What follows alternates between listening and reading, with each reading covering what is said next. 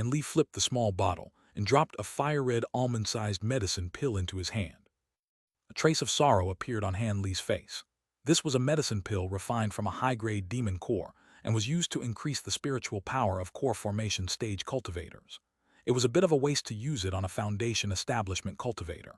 If his magic power wasn't sealed and Silvermoon wasn't injured, he'd be able to use a soul-searching technique instead of going through all this trouble. He held Feng Yue's chin in one hand and opened his mouth wide with a flip of his wrist. Then with his other hand, he wrapped the pill in azure qi and flicked it into Feng Yue's mouth. Han Li let go of him and reached his waist to take out a sparkling silver needle. It shined with a cold light as he stabbed various places on Feng Yue's body in a blur. Suddenly, all the stabbed areas spurted with black blood, releasing a foul stench into the air. Han Li stood up and held his hands behind his back as he waited for Feng Yue to awaken. After the time it took to finish a cup of tea, the black poison blood formed a large pool around Feng Yue's body, and he eventually began to softly groan as if he were about to awaken. Han Li's gaze wandered and he flicked his fingers, launching a wind that immediately stopped the flow of poisoned blood. Then, with a tremble of his shoulder, his second nascent soul transformed into a black cloud and disappeared into the forest. "It's you." Feng Yue eventually opened his eyes and clearly saw Han Li standing in front of him. He then let out a yelp of alarm and struggled to sit up. Han Li gave Feng Yue a glance and asked, "What? Is it a surprise to see me? Was it you who saved me? Where is that traitor Feng Zhen?" Although Feng Yue's voice was weak, it was filled with vigilance. Han Li looked to the side and carelessly said, "You mean that purple-robed man? He's dead." Feng Yue turned his head with great effort before finally spotting the remains of the purple-robed old man. An expression of shock and resentment appeared on his face. Then his gaze turned back to Han Li with an odd expression. "Could it be that fellow Taoist Han was the one to kill that old traitor? It seems your abilities are truly profound. I will remember your kindness and reward you in the future." He then took out a medicine pill from his waist and brought it to his mouth before attempting to stand up. When he stood up halfway, he lost the strength in his legs and fell back onto the ground. "What's going on? I can't muster any strength." Feng Yue's face then betrayed a trace of panic. "You're going to give me a reward. It seems you don't know about your current situation." Han Li spoke indifferently, showing no intention of helping him. "What does that mean? What has happened to me? Have you placed a restriction on me?" Feng Yue glared at Han Li and his face revealed furious alarm. Han Li smirked and said, "You think too highly of me. If I wanted to restrain you, why would I need to place a restriction on you? How about you take a look for yourself?" He then raised his hand and flicked a small object in his direction, a common mirror. Feng Yue was completely bewildered by Han Li's actions, but gritted his teeth and took a look at the mirror. How can this be? My face. When was I so deeply poisoned? Could it be that old traitor used?" When Feng Yue saw his condition, he felt great fright and couldn't help but yell in shock. He then hastily reached for his storage pouch and took out a large pile of bottles in a flash of white light. He hastily searched through the bottles and began stuffing his mouth with medicine pills without any regard for the consequences. Han Li watched him with indifference and didn't say a word, allowing him to scarf himself with medicine. With that done, Feng Yue said little else to Han Li and closed his eyes in meditation, focusing on channeling the medicinal power to dissolve the poison. But after a while, he opened his eyes and appeared to be on the verge of panic. "How can this be? The many antidotes I've taken have no effect. What kind of strange poison is this?" Han Li leisurely said, "Although I haven't seen it before, it appears to be the agony poison of the 10 absolute poisons." Feng Yue's complexion turned deathly pale and he couldn't help but shout, "Agony poison! To think they would use that against me! That old traitor is clearly relying on the Kong clan. It was rumored the Kong clan possessed that poison." "The Kong clan?" Han Li's brow momentarily stirred. "Wait." Feng Yue suddenly thought of something and managed to gather the strength to turn himself in Han Li's direction, asking, "The agony poison should have immediately killed me. How was I able to reawaken?" Han Li's expression sank and he snorted. "It seems you are unaware of my act of kindness. If it weren't for the questions I had for you, I wouldn't have wasted the vast essence pill on you. You merely had a temporary stay on life because of that thing on your neck blocking the poison. It would have immediately killed you otherwise, preventing any miraculous medicine from reawakening you. You touched it." When Feng Yue heard Han Li mentioning the silver key, he looked down at his chest in alarm before quickly calming down. I was quite curious about how a Foundation establishment cultivator was able to resist agony poison for such a long period of time. Naturally, I wanted to investigate the matter. However, the vast essence pill is only temporarily blocking the poison. One day, the poison will continue its attack on your heart, and you will surely die. With some thought, Feng Yue then nervously asked, "The vast essence pill. I heard that it was an incredibly rare medicine pill. If I had another one of those pills, would I be able to continue suppressing the poison?" Han Li was surprised by his question and coldly replied, "It would be able to preserve your life temporarily, but do you understand the materials used to refine it? It isn't a medicine pill for dissolving poison, but something used for core formation cultivators to break through bottlenecks. It isn't something that can be bought on a market." Although Han Li didn't say it outright, it was clear what he had meant. It is a cultivation progression pill for core formation cultivators. Although Feng Yue anticipated the pill would be precious, he couldn't help but be dumbstruck. "However, there is a way for you to live," Han Li said with a smile. "What is it? So long as you save my life, I am willing to agree to any conditions." Feng Yue's mind was roused and he quickly spoke with eagerness. Han Li chuckled and said, "I don't want any reward from you, just a few answers to my questions." "That's fine, I'll answer to the best of my knowledge," Feng Yue replied without hesitation. Han Li explained, "The method is quite simple. Since the agony poison has already set your body on the path of ruin, you simply have to exchange your body. In the past, cultivators that are afflicted with the 10 absolute poisons used possession to escape with their lives." "Possession?" Feng Yue bitterly smiled, much to Han Li's surprise. Han Li raised his brow and asked, "What? Do you find this method unacceptable?" After a moment of hesitation, Feng Yue muttered, "Many thanks for Brother Han's kindness. While possession might work for others, I can't use this method." Something then came to Han Li's mind and he asked, "You can't use this method. Could it be you already?" "I won't conceal this from you," Feng Yue said with a bitter smile. "I already used possession once before. This isn't my original body." Han Li sighed and shrugged. "In that case, there is nothing left for you. There is no cure for the 10 absolute poisons." Feng Yue revealed an expression of alarm and bitterly pleaded, "There is truly no other way. Brother Han has much knowledge. Can I trouble you to give it more thought?" "There is nothing to think about," Han Li shook his head. "Since the fame of the 10 absolute poisons had lasted through the cultivation world for so long, there truly is no method of dissolving them, earning them the reputation of being the 10 absolute poisons." "Then you mean to say that I will soon pass away?" Feng Yue said with a deathly complexion. "That's right," Han Li replied emotionlessly. "Even if you continue to take vast essence pills, you will eventually become resistant to its effects and perish regardless." Grasping at his final straw of life, Feng Yue recollected himself and rigidly stared at Han Li, asking, "How many vast essence pills does Brother Han possess? Can he sell them all to me?" Han Li frowned and then calmly asked, "What? Fellow Taoist Feng wishes to purchase them from me. While I am willing to sell them, I don't have too many. How about we talk about the matter after you answer my questions?" "Please don't hesitate to ask. Now that I've reached this far, there is nothing I won't answer," Feng Yue gloomily replied. "Good, very good. How about you state your identity? You aren't from the soaring tribes but from a noble family from the great Jin, is that right?" Feng Yue looked at the jade pendant that had fallen to the ground and the silver key on his neck. Then he gritted his teeth and said, "Since you've already guessed it, was there a need to ask that question?" Han Li wore a faint smile and aloofly said, "Which Ning is the Feng of Ning from, and how powerful is the Feng clan?" "What other Ning is there? It is the Guan Ning Prefecture's Feng clan, of course. It can be considered a significant faction," Feng Yue answered. "The Guan Ning Prefecture, the province capital," Han Li narrowed his eyes. "There are many prefectures with the name Guan Ning, but the Feng clan of Ning resides only in the Liao province," Feng Yue replied with an odd expression. He appeared somewhat baffled by Han Li's questions. Han Li carelessly nodded and didn't further ask about the Feng clan. He instead pointed to the jade pendant and asked, "How did you acquire that item? What are its origins?" "This pendant was passed down from my father. It is a token of the Feng clan. Why do you ask?" Feng Yue said with surprise. Han Li glanced at the youth and doubtfully asked, "A token? Could it be all disciples of the Feng clan possess a top-grade magic tool as a token?" "Of course not," Feng Yue shook his head. "There are only 4 such tokens in the entire Feng clan.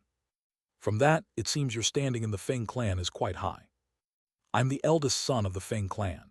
If nothing unexpected happened, I should become the head of the Feng clan in several tens of years. Feng Yue curled his lips and a trace of pain appeared on his face. When Han Li heard this, he wasn't surprised.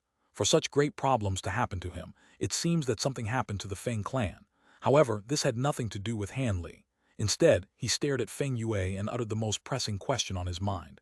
What relationship does your Feng clan have with the Buddhist sects of the Great Jin? Don't say you don't know anything about it. That token of yours possesses a deep Buddhist spiritual light. Feng Yue blankly stared for a moment and openly answered. The Buddhist sects do have a relationship with our Feng clan.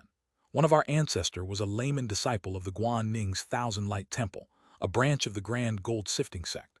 Our Feng clan originally cultivated a Buddhist technique, but ever since the Thousand Light Temple moved away from the Liao province several hundred years ago, we changed our cultivation art to a Confucian one.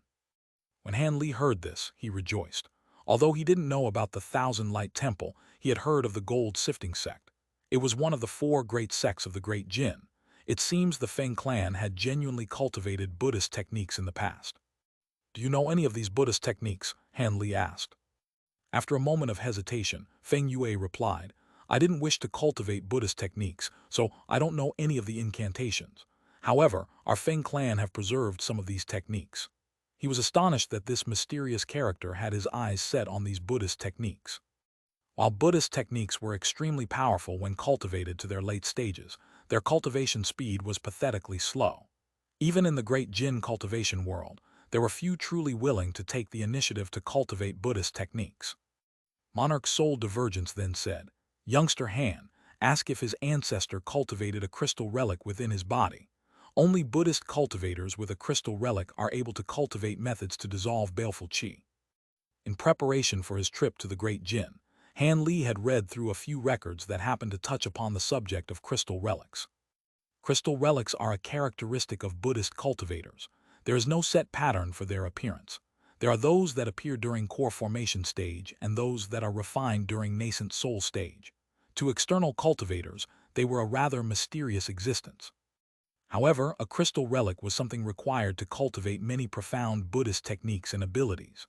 As such, cultivators from other sects, despite how superior their cultivation may be, are rather fearful of Buddhist cultivators who possess a crystal relic. Han Li agreed with Monarch Soul Divergence's suggestion and asked Feng Yue about it. A crystal relic, Feng Yue frowned. My ancestor had cultivated one in the past, but due to his poor aptitude, he wasn't able to break through the barrier to nascent soul stage. As such, he was disheartened and established the Feng clan of Ning instead. Han Li's spirits were roused. It appeared his luck was quite good. He may be able to find a technique to dissolve the baleful qi without searching deeply into the Great Jin. With that thought, Han Li smiled and said, I now have one last question for you. Feng Yue forced a smile and said, if there is anything you wish to know, please ask. Why did they use agony poison to deal with a foundation establishment cultivator such as yourself? The 10 absolute poisons are more precious than rare medicine pills. They wouldn't have used it if they wished to capture you alive. There should have been no reason for that core formation cultivator to use something as excessive as the agony poison, given the differences in your cultivation. When Feng Yue heard him, his face turned gloomy. That traitor Feng Zhen was a rogue devil Dao cultivator that our Feng clan had adopted in the past. Because he had offended an expert and was being hunted, he prostrated to our Feng clan to take him in, even offering to take our name as well. My grandfather had given that traitor shelter as our clan was prosperous at the time.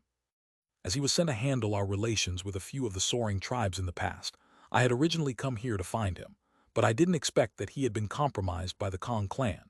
He then lured me out and used the Kong clan's agony poison because of the restriction placed on his body. Direct descendants of the Feng clan are able to restrain his cultivation once they're at foundation establishment stage. If he hadn't used poison to launch a sneak attack on me, I wouldn't have been so helpless. Han Li tilted his head and mused, so it was like that. It is said agony poison has no scent or color. In the instant a lesser cultivator touches it, they would immediately slip into a coma. The Kong clan seems to be great enemies with your clan. That's right, Feng Yue scowled. The Kong, Zhang Jin, and the Feng clan are the 4 great noble cultivation clans in the Guan Ning prefecture. Originally, we were all neutral parties, but when our Feng clan weakened in power, the Kong clan suddenly created an alliance with the 2 other clans and struck the Feng clan off guard. Feng Yue was reduced to wandering through various tribes in the plains after his clan had lost his standing and was now on the death's door. It was only natural for him to bear hatred towards these three clans. I have no interest in knowing about the quarrel between noble clans, but your reply is to my satisfaction. Now, let's mention the matter of the vast essence pill. I only have about 10 of these medicine pills, enough to extend your life for about 10 days. However, each of these medicine pills costs several thousands of spirit stones. Are you truly able to purchase them? Several thousands of spirit stones. Although Feng Yue had guessed as much, he was alarmed. It was the cost of a top-grade magic tool. Fine, I'll buy it, Feng Yue agreed with gritted teeth. You're carrying that many spirit stones on you. Han Li raised his brow and examined Feng Yue with a mysterious smile. I don't have them on hand, but I can put up the key to the Feng clan's secret cave for collateral. Feng Yue lifted the silver key around his neck and handed it over without any hesitation. It seemed he had already come to a decision. The Feng clan's secret cave. Han Li stared at the silver key and didn't immediately move to take it. That's right, Feng Yue answered. This is the sole magic tool that can open the secret collection of the Feng clan for over 1,000 years. As a direct descendant of the Feng clan elders had me escape with the key as calamity befell the clan. Although I had never been there myself, the collection should have several tens of thousands of spirit stones. You're putting that key up for collateral, Han Li expressionlessly asked. How can I tell whether or not it is genuine? And even if it is, don't tell me you have no intention of returning to the Feng clan. What is there to return to? Feng Yue gloomily said. To the best of my knowledge, only a few servants and branch disciples managed to escape. I am now the only direct descendant remaining. I would have reunited with my other clan members instead of roaming these plains alone otherwise. If I die, the bloodline of the Feng clan will cease and the secret collection will eventually be tracked down by the Kong clan, only to their benefit. As such, it would be better spent to save my own life. If I cannot find a way to dissolve this poison in 10 days, I will leave the secret collection to you, a better fate than having it found by the Kong clan. Besides, the Buddhist techniques fellow Taoist Han so desires will be found in the secret cave as well.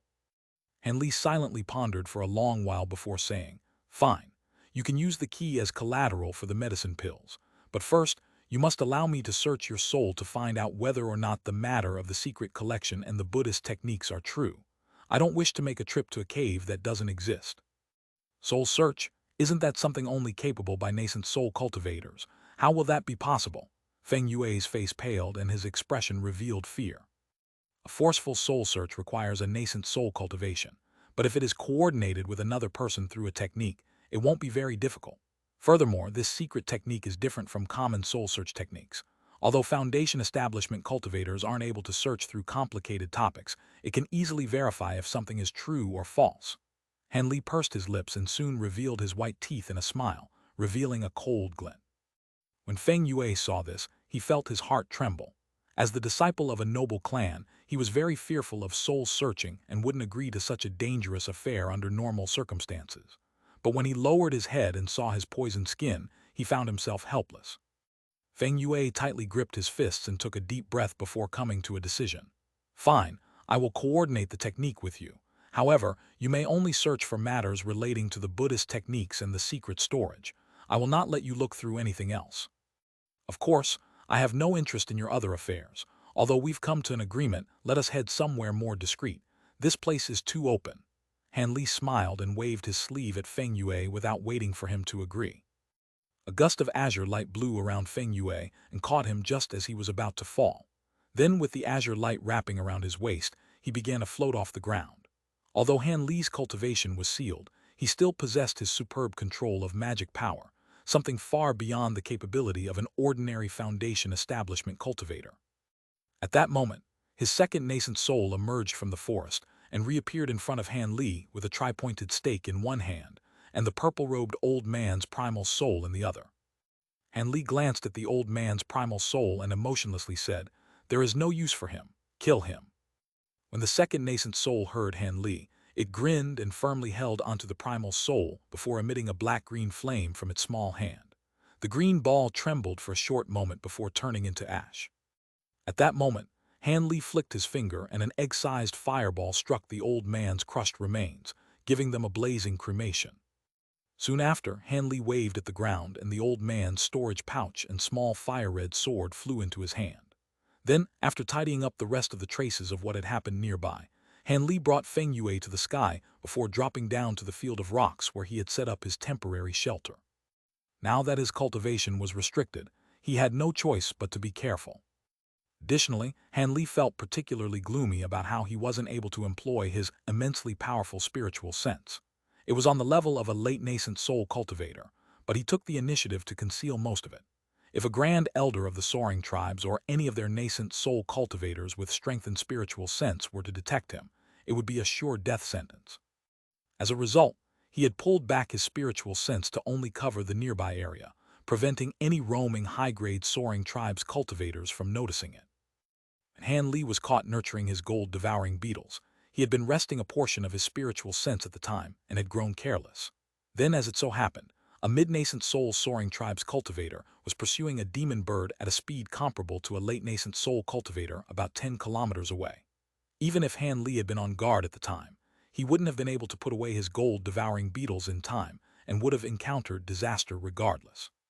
He was truly out of luck for a mid-nascent soul cultivator skilled in movement techniques to come across him in a place as vast as the endless sky plains. And he was convinced that if both sides understood each other's abilities, a battle wouldn't have broken out between them.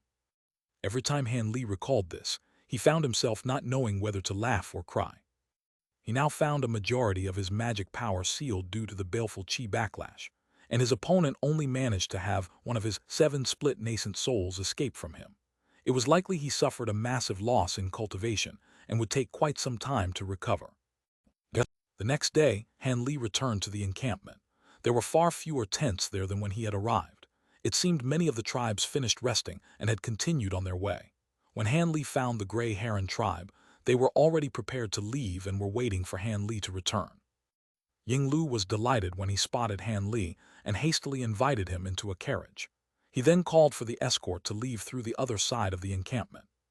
Han Li sat in his carriage and slowly closed his eyes in preparation to sleep. But against his expectations, the carriage came to a sudden stop right after they left the encampment. Han Li opened his eyes with a frown, simply releasing a bit of his spiritual sense outside instead of lifting the curtains. Soon, escorts from various other tribes began to appear, and their leaders called out to Ying Lu in greetings before joining together with the Gray Heron tribe at the front of their caravan. At that moment, Han Li realized that, during the time he was absent, the Gray Heron tribe had formed an alliance of sorts. These carriages had their own cultivator guards, but their cultivation was pathetically low. 2 of the tribes even only had cultivators at Qi condensation stage. According to the sayings of the soaring tribes, Qi condensation cultivators weren't considered true immortals. It was also unknown how these tribes came across these cultivators. Despite Han Li's sealed cultivation, he still possessed the highest cultivation among the caravan guards. Han Li stroked his chin and then shook his head with a bitter smile. From the way he saw it, having more tribes in this journey would only serve to inconvenience them instead of being of any help. Then the Red Wolf tribe rushed over. When Han Li saw this, his expression stirred and he thought to release his spiritual sense, but suddenly, a very faint spiritual sense swept across the caravan. If it weren't for Han Li's hugely powerful spiritual sense, it was likely he wouldn't have sensed this at all. Han Li's expression changed and without further thought, he concealed his aura. As expected, the thread of spiritual sense swept past the entire caravan and then focused on inspecting the cultivators that were present. A moment later, Han Li stood up and began to walk in circles, ultimately deciding to remain inside his carriage. Han Li wore a sullen expression as he looked at the encampment as they departed. During that moment, 3 soaring tribes cultivators were standing on the second floor of the stone structure in the encampment, all of them looking in the direction of Han Li's caravan. The bald old man suddenly yelped in surprise and opened his eyes with a bewildered expression. The large middle-aged man standing behind the old man had a change of expression and his face tensed, asking, "Senior Ying, could it be you've discovered him?" The bald old man snorted and gave the middle-aged man an annoyed look. "Be at ease. It wasn't the foreign cultivator. There was a person amongst them that was acutely poisoned and surrounded by toxic qi. I am baffled how he is still alive." The palace-robed woman standing at the middle-aged man's side smiled and explained, "Senior Marshal Uncle, Brother Li, was simply a bit worried. Senior Marshal Uncle might have nothing to fear from the foreign cultivator, but you are the only nascent soul cultivator present. Given how vicious this person is, the many small tribes and minor cultivators in the caravans will be drawn into the battle, and while you may be able to fend for yourself, you won't be able to look after the others. I hope you'll be able to excuse our worries. The old man calmly said, "You don't have to flatter me. If he wasn't injured, even 3 of me wouldn't be his match. But now that he's received an injury from the Grand Elder's elemental immortal rest palm, there is no longer anything to fear. As of now, I simply need to keep watch over this area and prevent the foreign cultivator from sneaking away. Our tribe must acquire his method of nurturing so many gold-devouring beetles." This effort has gone so far as to stationing a nascent soul cultivator among all the nearby encampments in hopes of finding him. After we set down an inescapable net, and the day of spirit release is concluded, the Saintess and 2 Grand Elders will meet at the nearby temple and use the sacred relic to summon an apparition of the holy beast. Then with the aid of its power, we will quickly find where this foreign cultivator is hidden. It will be impossible for him to escape. The palace-robed woman sighed with relief and said, "So it was like that. I was wondering why we weren't urged to act after we received our orders." The old man snorted and said, "Who do you think your cheap tricks are fooling? However, no one could blame you. Although he is heavily injured, you still aren't a match for him. Not to mention the cultivators dispatched from other areas had mostly behaved the same way. We didn't truly believe that you'd be able to scare him out of hiding. After all, the foreign cultivator's movement techniques are unordinary. Not only is he skilled in earth movement techniques, but he also used that strange blood-red evasion technique. If he were discovered, we wouldn't be able to hold him down without a Grand Elder present. Also, despite what I've told you, you still have to follow your orders on the surface and occasionally sweep across the nearby area." Yes, the large middle-aged man and the palace-robed woman exchanged a glance and happily agreed. After all, they had been a bit anxious about the way they had been dealing with the situation. Now that they had confirmation, they felt much more at ease. "Ah yes, Senior Ying, since you found the poisoned person in the caravan to be odd, do you wish for him to stay behind so that you might interrogate him?" the large man said in an attempt to curry favor. That, the old man's heart stirred and he stroked his beard as he pondered. He then waved his hand and said, "Leave it be. It isn't a mystery that he is able to survive if he had some poison-warding treasures or had taken some medicine pills. However, this displays he has some senior backing him. I reckon that he will only have a few days before he perishes. It could be troublesome if he were to die near us." "Yes, it is as you say," the large man said with an embarrassed expression. His attempts at gaining favor had fallen short. At that moment, the old man took another glance in the direction of the caravan and unconsciously frowned. When he first swept his spiritual sense through the caravan, he had felt a cultivator's body that was under the effects of an unordinary constraint, but that sensation was very brief. The second time he examined the caravan, he wasn't able to find any trace of this. This strange occurrence bewildered him and caused him to hesitate. From the old man's strange discovery, there were only 2 conclusions. Either his spiritual sense was mistaken, or there was a cultivator with a spiritual sense far superior to his own, most likely being the foreign cultivator. Regardless of the outcome, neither of them would be good. For the first possibility, it would cause a loss of face in front of his 2 juniors and a loss of reputation as well. But the second possibility could lead to disaster. While he made it appear that capturing the injured foreign cultivator would be an easy task, he was among the cultivators that had participated in the battle to stop Han Li and held his grand abilities in terror. The nascent soul cultivators who fell in the battle against Han Li had their bodies had turned to purple ice, and their nascent souls were subsequently frozen over, a scene that remained fresh in the old man's mind. Even if the foreign cultivator was injured, he reckoned that the foreign cultivator could easily bring him down in mutual destruction. Since there were no other nascent soul cultivators nearby, and there was a vague possibility of death, he didn't have to mind to confirm whether or not the danger was true. In any case, the Grand Immortals and the Saintess will personally deal with this person after the day of spirit release. With his heart filled with dread, the bald old man sighed and decided against catching up with the caravan. If he were 200 years younger, he might have taken the risk. But now that he was nearing the end of his lifespan, he treasured what time he had left. The bald old man stared at the caravan as it made its way into the distance as he motionlessly stood in place. As for the pair standing behind him, they both glanced at each other with a bewildered expression, but neither of them were brave enough to ask about it. When the caravan arrived 10 kilometers away, Han Li felt a wave of relief. The master of the spiritual sense that had observed them back at the encampment hadn't followed them. Although Han Li had quickly responded to the spiritual sense search, he was unaccustomed to his drop in cultivation and withdrew his spiritual sense a bit late. He wasn't sure if he had truly concealed himself, and given how indiscernible the spiritual sense was, it was clear that the owner cultivated a secret technique. His heart relaxed a bit for the time being, and he continued to conceal his aura, not daring to be careless.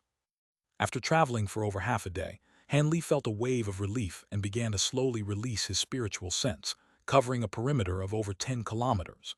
Sensing that nothing was out of the ordinary, Han Li summoned the purple-robed old man's storage pouch with a flip of his hand and poured out its contents in a flash of white light.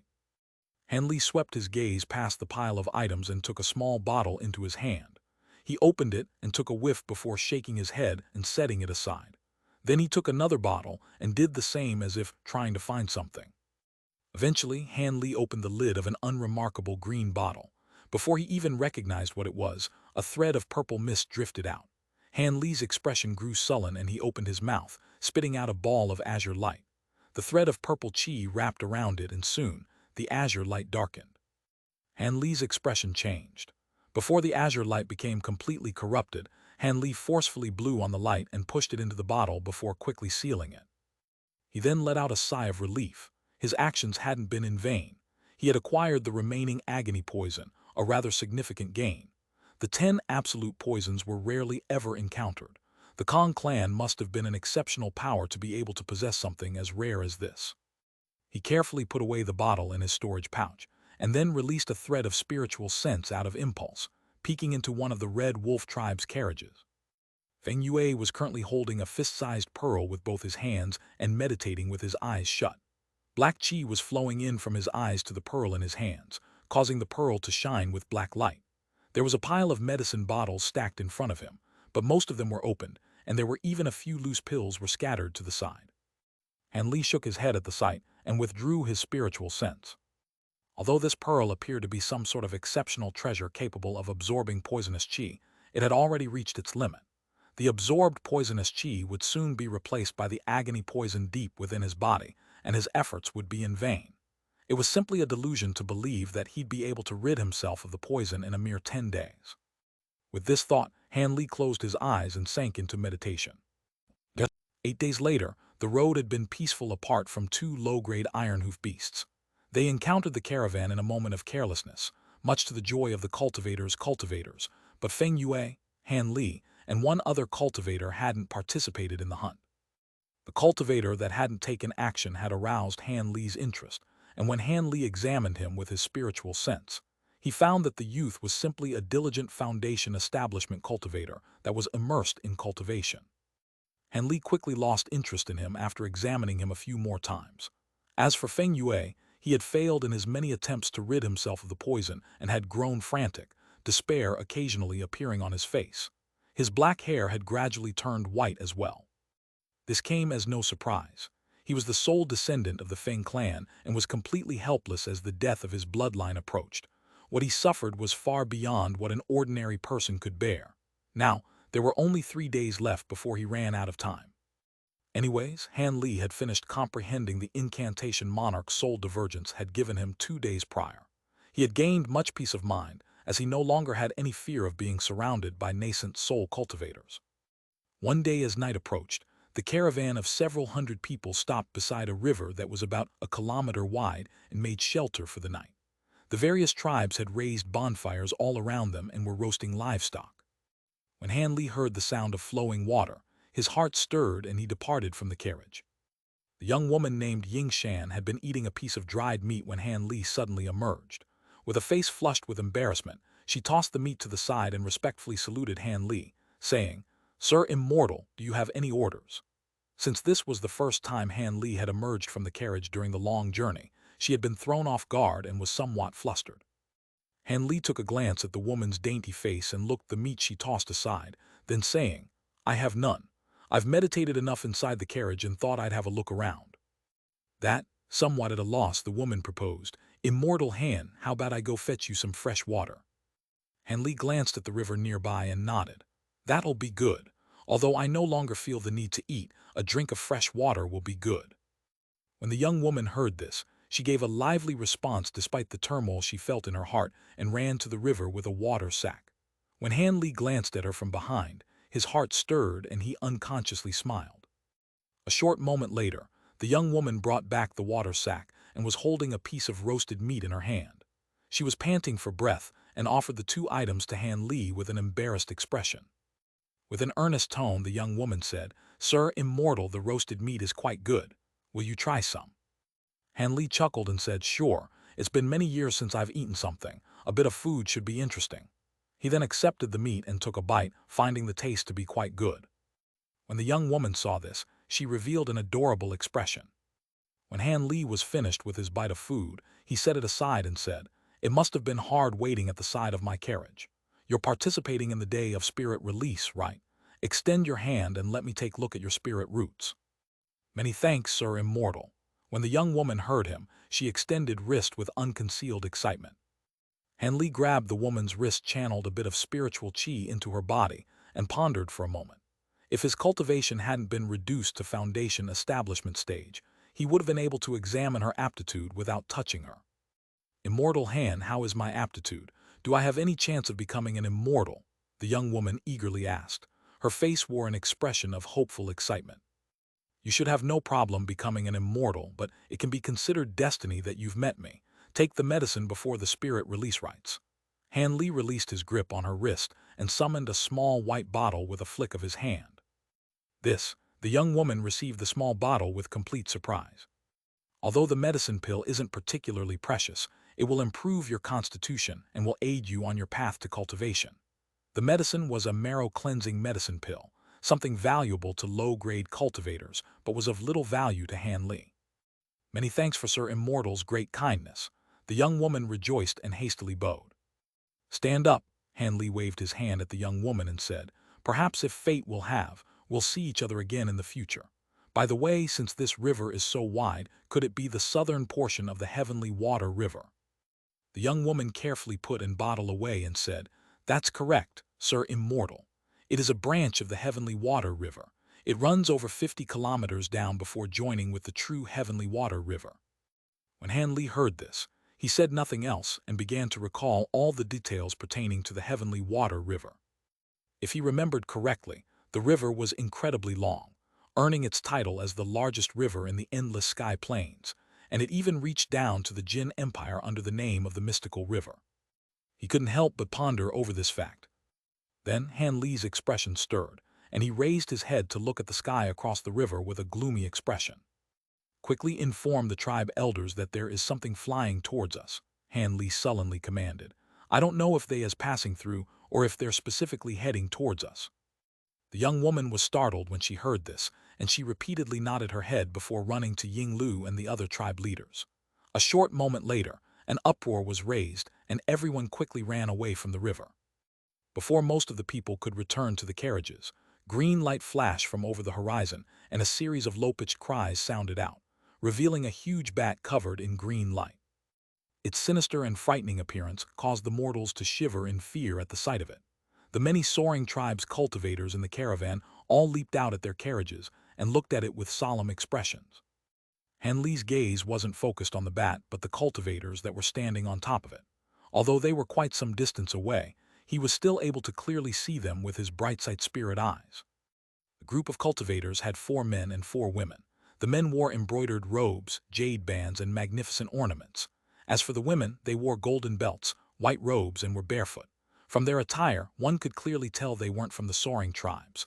All of them were at foundation establishment stage apart for the 2 core formation cultivators that were leading them. And much to his relief, it appeared they hadn't come for him. As these thoughts quickly flashed through Han Li's mind, the 20-meter-long bat flew above the caravan and wildly flapped its wings before stopping above it. A windstorm suddenly assailed them, blowing several carriages over and scattering their contents out onto the ground. Many of the mortals present even fell to the ground. In that moment, the soaring tribe's cultivators were all deeply shocked by this display and looked at each other in dismay. "Who is your leader? Come out and speak." A 40-year-old man standing on top of the bat swept his eyes across the caravan and spoke coldly in the soaring tribe's language. This person was one of the two core formation stage cultivators. The other core formation stage cultivator was a white-clothed woman that had a beautiful icy appearance. When Yinglu heard this, he felt his heart drop and immediately walked out in the front. But when he bowed and attempted to speak, he was interrupted by the middle-aged core formation cultivator with an annoyed expression. I'm not talking about the mortals, but the cultivators. The huge bat then waved one of its wings and shot out another gust of wind, blowing Yinglu several steps back and nearly causing him to fall onto the ground. When the soaring tribe's cultivators saw this, they were filled with terror. It appeared these cultivators didn't come with good intentions. A moment later, they all looked in Han Li's direction. After all, in the cultivation world, leadership defaulted to the one with the highest cultivation. When Han Li saw this, he felt a wave of gloominess. However, he then discovered that Feng Yue and one other soaring tribe's cultivator had yet to emerge from their carriages. It was understandable why Feng Yue hadn't emerged. After all, the proximity of his incoming death had left him on the edge of despair. He had nothing to fear from offending a high-grade cultivator. As for the other cultivator, he was the curious soaring tribe cultivator that only possessed a foundation establishment cultivation. It was quite questionable why he hadn't emerged. Could it be they came for him? Han Li pondered. Helpless, Han Li could only step forward and ask, "May I ask what brings you two seniors over here? If you wish to find someone, something, or have us perform some other task, we are willing to do our best to comply." A cold glint appeared in the middle-aged man's eye when he heard Han Li speak in a tone that was neither servile nor arrogant. He glanced at his cloak and said, "If you want to talk to me, take off your cloak. I wish to have a look at your face." When Han Li heard this, his heart grew sullen, but since he never revealed his true appearance in his battle against the soaring tribe's cultivators, the demand wasn't cause for alarm. Without another word, Han Li took his cloak off to reveal an ordinary face. The cultivators standing on the bat all gazed at Han Li, and he even sensed a secret technique employed through the man's eyes to observe him. A moment later, the man withdrew his gaze and turned to the woman at his side, saying, "That's his true face. He isn't the traitor." The woman nodded, and then she swept her gaze past the other cultivators in the caravan and shook her head. At that moment, the middle-aged man turned to Han Li and said, "Tell your companions to come out. We're looking for someone and suspect they might be hiding amongst you. After we find him, we will leave the rest of you alone." Then the middle-aged man's lips moved, sending a series of voice transmissions out, and he waved his hand. The 6 Foundation establishment cultivators flew off from the bat, and they surrounded the carriages containing Feng Yue and the other Foundation establishment cultivator. The 2 carriages were completely silent. When the others saw this, the air became so heavy they could hardly breathe. The tribe leaders who hired these 2 cultivators turned deathly pale. Han Li frowned but remained silent. When the man saw that the carriages were silent, he couldn't help but coldly laugh. With a wave of his hand, several fist-sized fireballs appeared in the air and shot down towards one of the carriages. At that moment, a bitter laugh sounded out from one of the carriages. "Commander Gu, I already fled for the soaring sky planes and traveled such a far distance. There is no need to execute me here, unless you absolutely insist on having this be my place of death." Before he finished speaking, the carriage erupted, and a blanket of white glacial chi spread out, extinguishing the fireballs upon contact. A burly youth in his late 20s made an appearance as he held a snow-white crystal ball in his hands, his expression continuously changing. When the cultivators on the huge bat saw this, they revealed expressions of joy.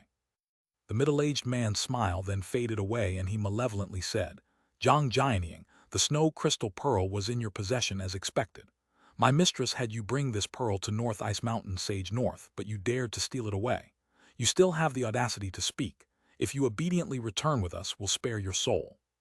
At that same time, the 6 Foundation establishment cultivators blurred and surrounded the youth, leaving him nowhere to run. When the youth heard this, he smiled with rage. "Having me go to Sage North was the same as having me be a sacrifice. Wasn't I assigned that task because I had ice-attributed spirit roots? I would have been ideal sacrificial material to refine for this pearl. If I didn't run, I would have died." Standing on the bat next to the middle-aged man, the icy woman snorted and said, "So what if that were the case? Don't forget your current cultivation was all due to the medicine pills our palace gave to you. Otherwise, you would have perished 100 years ago as a beggar, let alone become a cultivator. Not to mention the palace even allowed you to marry and have descendants. There is no problem in the palace asking for your body in return." Nonsense, the youth scoffed. Even if the palace didn't take me in, another large sect would have, given my mutated spirit roots. As for my wife and children, they are only small acts of kindness in exchange for my life. The palace can't actually believe that to be fair. He then raised the snow-white pearl, and a pure white mist spouted out from it, surrounding him in a mist of ice spanning over 60 meters. You held such rebellious thoughts, the woman emotionlessly said. It is no wonder you didn't care for your family. We will have to bring you back to the palace to deal with your betrayal. Do you believe the snow crystal pearl will be enough to deal with us? You're delusional. She waved her hand, and the 6 Foundation establishment cultivators raised scarlet spell flags in their hands. The flags then shot out of their hands and transformed into scarlet fireballs before condensing together into a single 30-meter-wide fire cloud. When the youth showed himself, the parties involved began to speak the language of the Great Jinn. The other soaring tribe members were left at a complete loss. As for Han Li, who already learned their language ahead of time, he was particularly dumbstruck when he heard their conversation. What palace were they talking about? And a commander? Their words were greatly different from what one would expect of a cultivation sect. Rather, it was reminiscent of the various powers that existed in the scattered star seas. Could it be the cultivation world of the Great Jinn was as complicated as the one in the heavenly south? While the soaring tribe's members couldn't understand their conversation, they knew that matters had turned for the worse. The mortals had already gone into hiding. As for the soaring tribe cultivators, they didn't dare to depart out of fear of causing a misunderstanding and could only protect themselves from accidental injury. As the fire cloud slowly pressed down on the icy mist, steam roiled and dispersed in every direction in a rather lackluster display.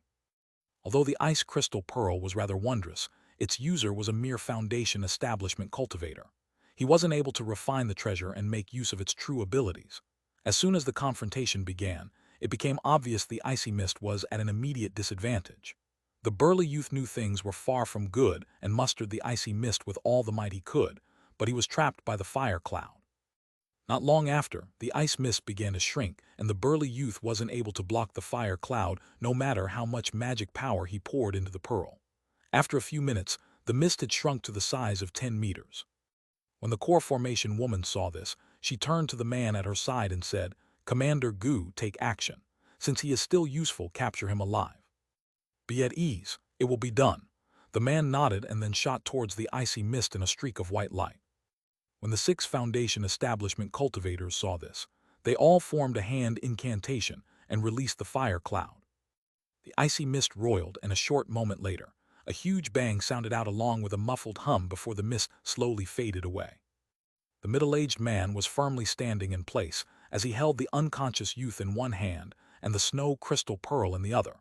Given the huge disparity in their cultivation, the old man struck down the youth with ease. The icy woman wore a satisfied expression. "Look after him. This trip can be considered a success." The middle-aged man handed over the youth to one of his subordinates and then pensively looked at the soaring tribe's members who witnessed this battle. The woman frowned and said, "Don't overreach yourself. This is the endless sky plains, not our 9 immortals' palace. Although we are acquainted with the endless sky temples, it would be best not to incur any trouble. The soaring tribes are very defensive of themselves." "I understand. Then let us set off. Yi, this is." The man nodded and was about to leave when he unconsciously swept his gaze past one of the items left onto the ground and yelped with alarm. When Han Li followed his gaze, he saw a transparent fist-sized stone. It appeared quite peculiar. Its exterior was crystalline, and its interior shined with a golden flame. Most of its exterior was filthy and unremarkable, but after the earlier steam wiped away the dirt that surrounded it, the stone regained a trace of its original appearance. Just as Han Li was pondering where he had seen this stone before, Monarch's soul divergence suddenly shouted out its name. "A gold flame stone. It's actually a gold flame stone. Youngster Han, your luck is quite good." At that moment, he recalled the item was one of the crucial ingredients he needed to craft the 7-flame fan. It hadn't been seen in the heavenly south for countless years, and it was only something that could possibly be found in the Great Jinn. In a rush of wind, golden light flashed in front of the middle-aged man, and the gold flame stone suddenly flew through the air. Slow to react, he reached out to grab it in his alarm, but the gold flame stone flew out in a streak of light and into Han Li's grasp. In that next moment, all of those present were stunned by what they saw. Han Li was holding the stone in a single hand and was carefully examining it while ignoring everyone else. The middle-aged man's complexion turned pale with rage. He eerily stared at Han Li and uttered, "Give that to me, and I'll let you live if you cut off your arm." After Monarch's soul divergence confirmed the gold flame stone was genuine, Han Li put it in his storage pouch with a flip of his hand. He then smiled towards the middle-aged man and said with an indifferent tone, "I also want this item, but I don't wish to give it to you or cripple myself. Would it be better for fellow Taoists to just return without raising a scene?" When the middle-aged man heard this, he grew even more furious, and his hands tightened into fists. A foot-wide layer of white light suddenly shined around him as he was about to take action. When the icy woman at his side saw this, she felt there was something amiss about Han Li. Using the language of the great Jin, she asked, "Commander Gu, what's the matter? What is that strange item? If it isn't important, don't stir up any trouble." When the middle-aged man heard this, he hesitated before sending her a voice transmission. When she heard this, she revealed an astonished expression. Her expression froze and she asked, "Is that true? Are you not mistaken?" "I am absolutely certain I am correct," the middle-aged man said with excitement. "You should also know I was originally a toolsmith and have looked through the Supreme Stone records countless times as a result. If we bring this wondrous treasure back to the Palace Master, the merit we would receive would be far beyond what we would gain from returning the traitor and the snow crystal pearl."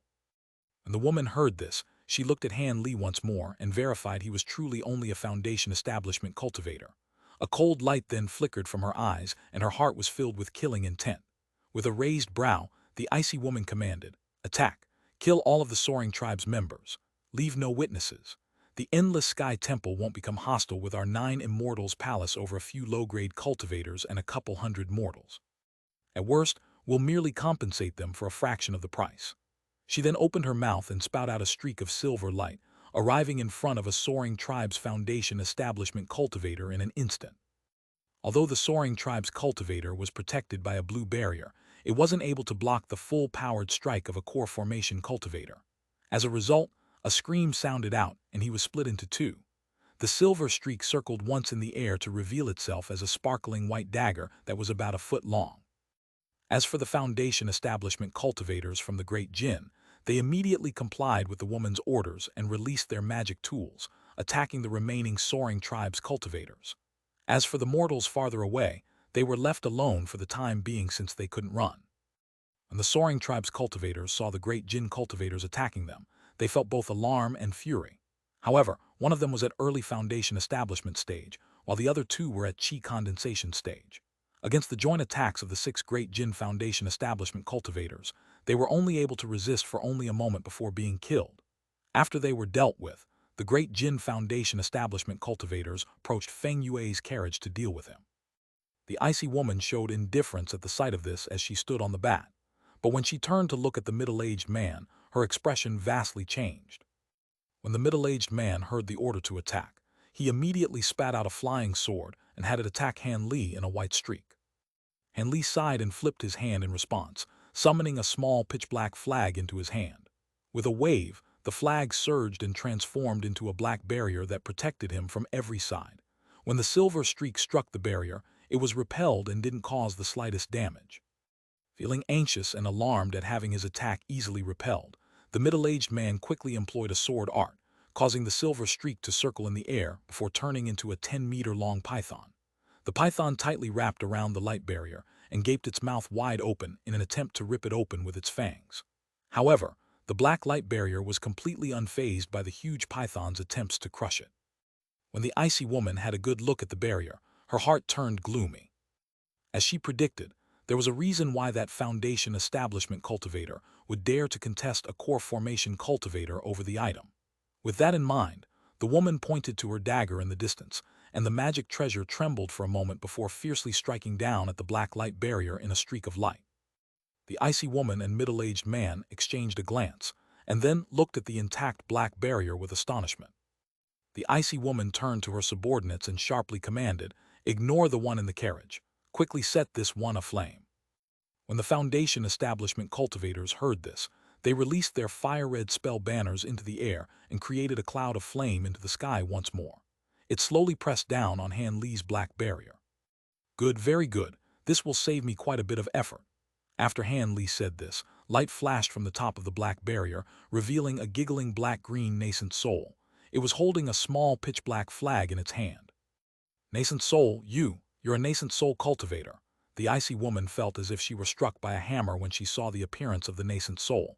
She then immediately pleaded, "We'll stop attacking and we'll immediately leave. We don't dare to contest for the item."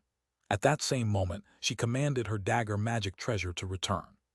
But then, Han Li's second nascent soul wore a faint sneer and waved its flag. Suddenly, the flag surged to 10 meters in height and enveloped everything nearby in a rush of dense black chi, including the fire cloud and magic treasures. As this occurred, all the great Jin cultivators lost their mental connection to their magic tools and treasures. A yin-sifting banner. You're an elder of the yin-sifting sect. When the middle-aged man saw the banner, he cried out with fright. Then, with his body glowing with light, he took to the skies in a blinding streak, abandoning his magic treasure in the process. When the icy woman heard the flag was the sect protecting treasure of the yin-sifting sect, she felt her blood run cold. Without another thought, she struck the huge bat with several spell seals and pressed down on it with her foot. The bat suddenly grew a third larger, brightly glowed with green light, and released a strange cry before tearing through the sky in a green streak. It flew in the opposite direction of the middle-aged man. Accustomed to the devilish sect's habits of pursuing revenge, the woman didn't truly believe the yin-sifting sect elder would truly cease his attack. She also felt hatred towards the middle-aged man for acting so meddlesome. If it weren't for him, they would have been able to return without a problem. The Foundation establishment cultivators were all frightened in a panic, and scattered in every direction on their magic tools. Azure light flashed from within the cloud of devilish chi, and Han Li emerged above it. He looked at the fleeing great Jin cultivators with cold intent. He slapped one of the pouches at his waist and summoned a dozen half-foot-long streaks of light that took off after the 6 Foundation establishment cultivators in groups of 2. They were the 6-winged frost centipedes. At that same moment, black light flickered from the banner, creating a meter-wide pitch-black hole in the air.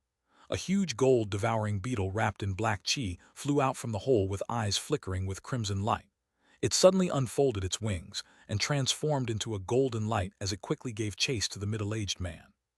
After the gold-devouring beetle flew off, the black-green nascent soul flew onto the yin-sifting banner and had it dive into the cloud of devilish chi below. The devilish cloud began to roil without end and released a shrieking pitch before charging through the sky. In a blur, the cloud appeared over 300 meters away and began to surge in the direction of the huge bat. As it left dense black smoke, it resembled a devilish deity that descended upon the earth. And Li remained motionlessly floating in the air as he observed this all with indifference. The soaring tribe mortals had fled into the distance when they saw their several immortals were killed. There were a few braver mortals that remained nearby, but they didn't dare to draw close to Han Li, given the power he displayed. In nearly the blink of an eye, the 6-winged frost centipedes had chased down the 6 Foundation establishment cultivators. These cultivators were no match, as even core formation cultivators would hold the centipedes, icy chi in fear. They covered the cultivators in large chunks of ice, saving them for later to devour their primal soul. The middle-aged man fled at a speed, was no quicker than his Foundation establishment subordinates, as he no longer had his magic treasure. A huge insect was soon tailing after him. With a face of despair, the man was helpless as the gold-devouring beetle easily bit through his several barriers and bore into his body. The man then promptly fell from the sky in anguish before soon dying. As for the icy woman and the huge bat, neither of them possessed a high cultivation, but the woman's spell seals and techniques mustered an extreme speed. However, Han Li's second nascent soul managed to eventually overtake them and envelope them with the black cloud, giving the woman a silent departure from this world. By the time the second nascent soul returned, Han Li was fiddling with the snow crystal pearl in his hands. When he turned to look at what the great Jin cultivators left behind, he had a bewildered expression.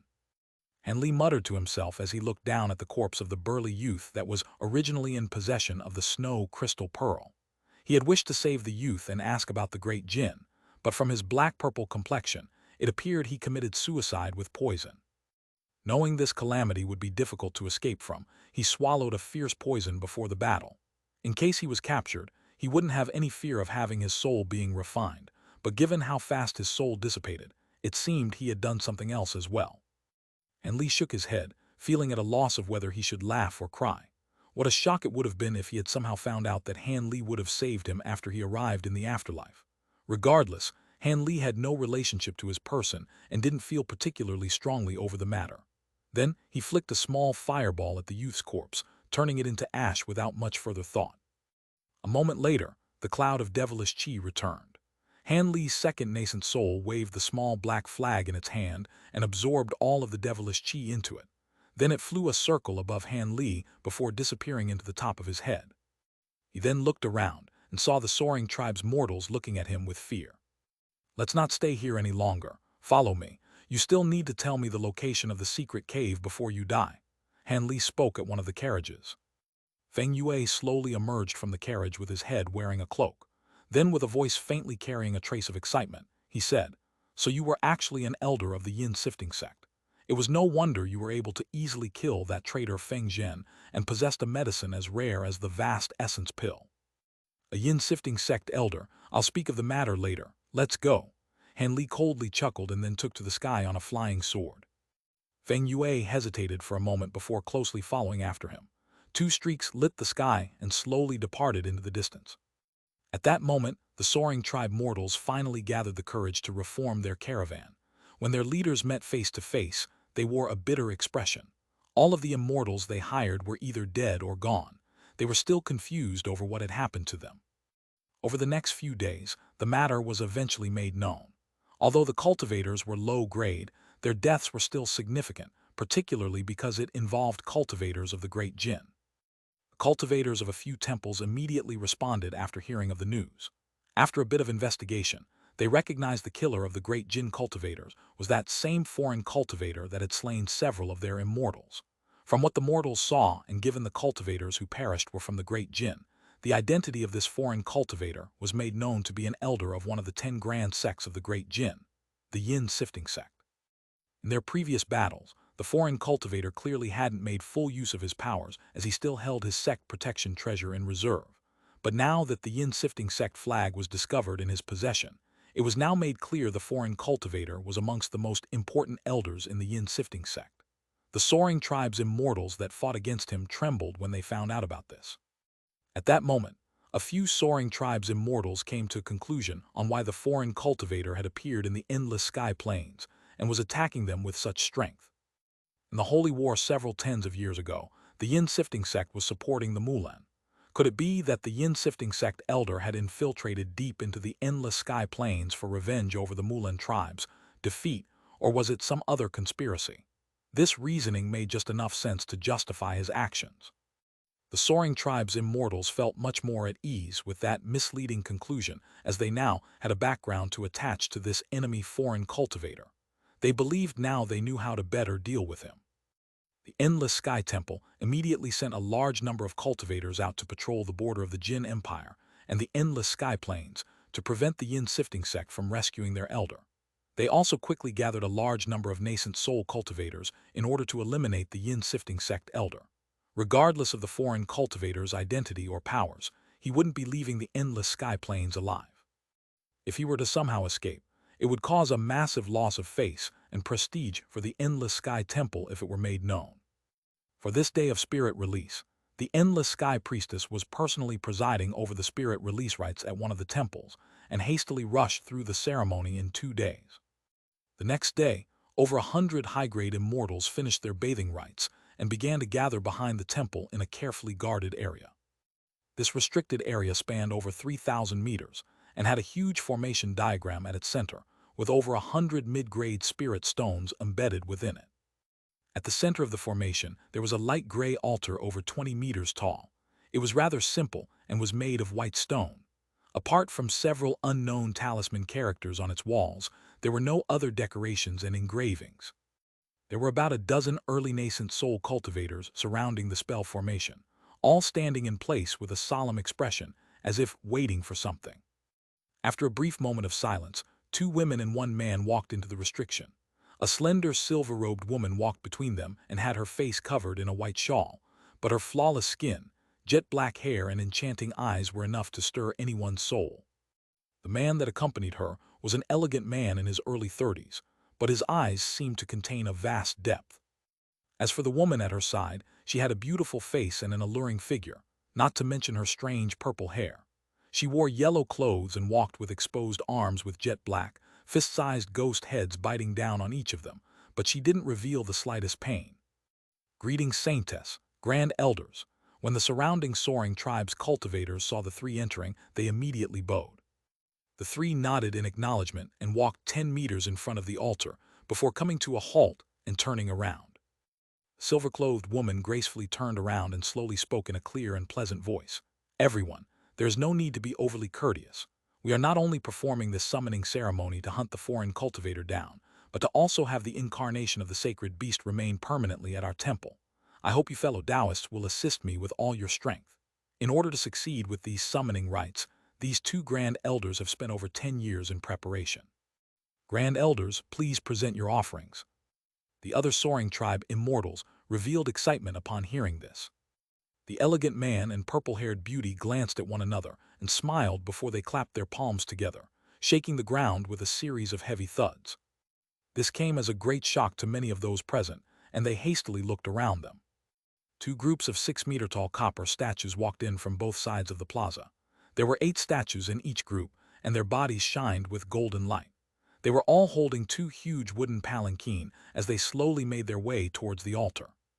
When the bronze statues brought the palanquin in front of the altar and placed it down, even the more collected bystanders couldn't help but gasp in shock at the sight of what was on it.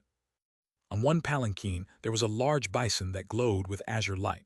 On the other was a huge white python coiled up. They were both soundly asleep on the palanquins. The most notable thing about these demon beasts was the demonic chi their bodies emitted. It indicated these demon beasts were at the peak of grade 7 and were on the verge of becoming fearsome grade 8 demon beasts. It was no wonder why the Grand Elders spent such a long time before they managed to capture them alive. The silver-clothed woman coolly swept her gaze across those present and calmly said, "This is an azure wind bison and an ice armor python. They are rarely ever found and will be suitable sacrifices. We will have to see whether or not they will be enough for the sacred beast's incarnation to remain in our mortal world. Let us now begin preparations for the sacrifice." She then waved towards the huge beasts on the palanquins. Suddenly, silver threads shot out from her hand and tightly wrapped around the beasts. Silver light then glowed from the threads, and the huge beasts began to float from the ground and make their way towards the altar. At that moment, the azure bison began to awaken, and when it saw what was happening, it knew it was in danger and began to shake its body in an attempt to break free. However, there were several types of restrictions placed on its body as well as over 100 silver chains restricting it, preventing it from moving in the slightest. It could only watch in furious alarm as it floated towards the altar. Its attempts to roar were in vain as its mouth was tightly shut. The silver-robed woman turned towards the altar and flicked her sleeve, launching a fist-sized ball of azure light in the air. It circled once around the bull before stopping above it and revealing itself to be a small cauldron wrapped in faint azure flames. It continued to spin in place as it floated in the air. The saintess formed a hand gesture and began to slowly mutter an incantation. The azure flames surged around the cauldron, causing it to gradually grow to 3 meters in height. If Han Li saw this, he would have been shocked dumbstruck. Apart from the cauldron's flames, it looked almost exactly the same as the Heaven Void cauldron. It had both a similar shape and similar decorative carvings on its surface. The endless sky saintess gradually sped up her incantations and extended her finger at the cauldron, ordering its lid to launch into the air in a streak of azure light. Then, sparkling grains of sand flew out from the cauldron and enveloped the altar, entrancing all the spectators present. When the saintess saw this, she stopped her incantations and pointed to the chained bison on the altar. In a flash of light, the silver chains constricted, tightly digging into the beast's flesh until they cut through it like 1,000 blades, splitting the beast into over 100 pieces and filling the air with the scent of blood. The azure sand began to stream onto the silver chains and densely cover the altar. Then, the bison's corpse began to pulse in azure light as the sand gradually consumed its flesh, much to the shock of those watching. A ball of green light suddenly flew out from the bison's corpse and directly shot into the air. It was the primal soul that the azure wind bison had strenuously cultivated for many years. But before it could travel far, several bolts of azure light streaked out from the altar and struck it down, submerging it into the streams of sand below. After the time it took to finish a meal, the huge beast's corpse had completely disappeared. The entirety of its flesh and bones had been consumed by the azure sand, with each grain containing a trace of its blood. When the saintess saw this, she calmly waved towards the huge white python, and the chains tightened around it, silently bringing it to the top of the altar. A similar sacrifice occurred with the python. With the flesh and souls of the two grade 7 demon beasts consumed, the azure sand transformed into a cloud of blood above the altar and floated there motionlessly. Then the saintess used an incantation gesture to will the huge cauldron to slowly float from the altar in a series of trembles. She turned to the two late nascent soul cultivators behind her and respectfully said, "I am going to start summoning the holy beast. Please lend me your power." The elegant youth smiled and calmly said, "Of course, we will do our utmost." The purple-haired woman pursed her lips in a smile as well. The saintess nodded and raised her hands. She flicked her fingers and repeatedly struck the surrounding spell formation with spell seals. Soon, it began to shine with bright light in activation. Both the huge cauldron on the altar and the spell formation underneath began to pulse azure light in synchronization. The azure flame on the cauldron also weakened. The saintess walked half a step forward and raised her head, uttering a cryptic incantation. Then the two grand immortals placed a hand on the saintess' shoulders and slowly channeled spiritual power into her body. The saintess' body glowed with silver light, and the pattern of a flood dragon with an ox head appeared on her forehead. She pressed her hands together and then opened them to release two beams of pure spiritual power at the cauldron. As the cauldron spun, it absorbed the white light without end, and soon it began to spout out a mist of azure light that soon condensed into a head-sized ball of light above the cauldron. As time went on, more of the mist concentrated in the ball and glowed with blinding light. The saintess' expression turned grim when she saw this, and the beams of light in her hand fluctuated in size as if attempting to control the cauldron. The two grand immortals continued to pour in spiritual power into the saintess' body, not daring to stop or neglect their task. As time slowly passed by, the ball of light grew more dazzling and began to release a sharp shriek. At that moment, the spell formation surrounding them began to hum and continuously release beams of various colored light towards the ball. The saintess' expression grew stern with caution, and she began to quicken her incantation. A while later, the ball of light shrunk before rupturing into a blazing azure sun. It faded away to reveal an egg-sized azure hole floating in the air. The hole only existed for a short time before fading away. Soon, a scarlet light shot out from the hole and charged into the cloud of blood above. The scarlet light was a magnet to the bloody grains in the cloud, drawing the sand towards itself in a rush and tightly covering it in a squirming foot-large crimson cocoon. The soaring tribe immortals watching this were dumbstruck by the sight. The saintess silently pointed at the huge cauldron, causing countless azure threads to shoot out from it, wrapping around the crimson cocoon and dragging it into the cauldron. Then, its lid slammed down onto the cauldron and sealed it. Azure flames surged to 10 meters in height around the cauldron, completely submerging it. The spell formation below the altar then began to flicker with light and condense an astonishing spiritual chi that slowly poured into the flames. When the saintess saw this, she sighed with relief. The saintess turned around and spoke with a clear voice. The ritual was finished smoothly. However, we will need to wait a month before we can see the result of the holy beast's incarnation. Of course, even if the holy beast incarnation can't remain long in our mortal realm, it will last at least a week. This will be more than enough time for the holy beast to find the foreign cultivator. After the holy beast completes its sculpted body, the two grand immortals and I will lead the hunt for the foreign cultivator. Before this, everyone should rest and prepare yourselves.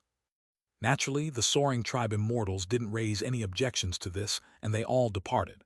However, a few were curious and couldn't help but take a few more glances at the huge cauldron. Not long after, only the saintess and the two grand immortals remained in the restricted area. "Fellow Taoist Su, immortal son," the saintess called out to the two late nascent soul cultivators and said, "I must trouble you two to guard the cauldron for 2 days to prevent anything unexpected from happening." "Of course," the purple-haired woman immediately replied. "We don't wish for our 10 years of effort to fail while we're on the verge of success." The elegant man nodded and said nothing else. The saintess relaxed when she heard this, but then a series of thunderous growls faintly shook the cauldron and caused her expression to freeze. Soon after, the 3 cultivators present exchanged a glance and promptly sat cross-legged around the altar. 2 days later, The sounds of a bell repeatedly rang throughout the endless sky temples.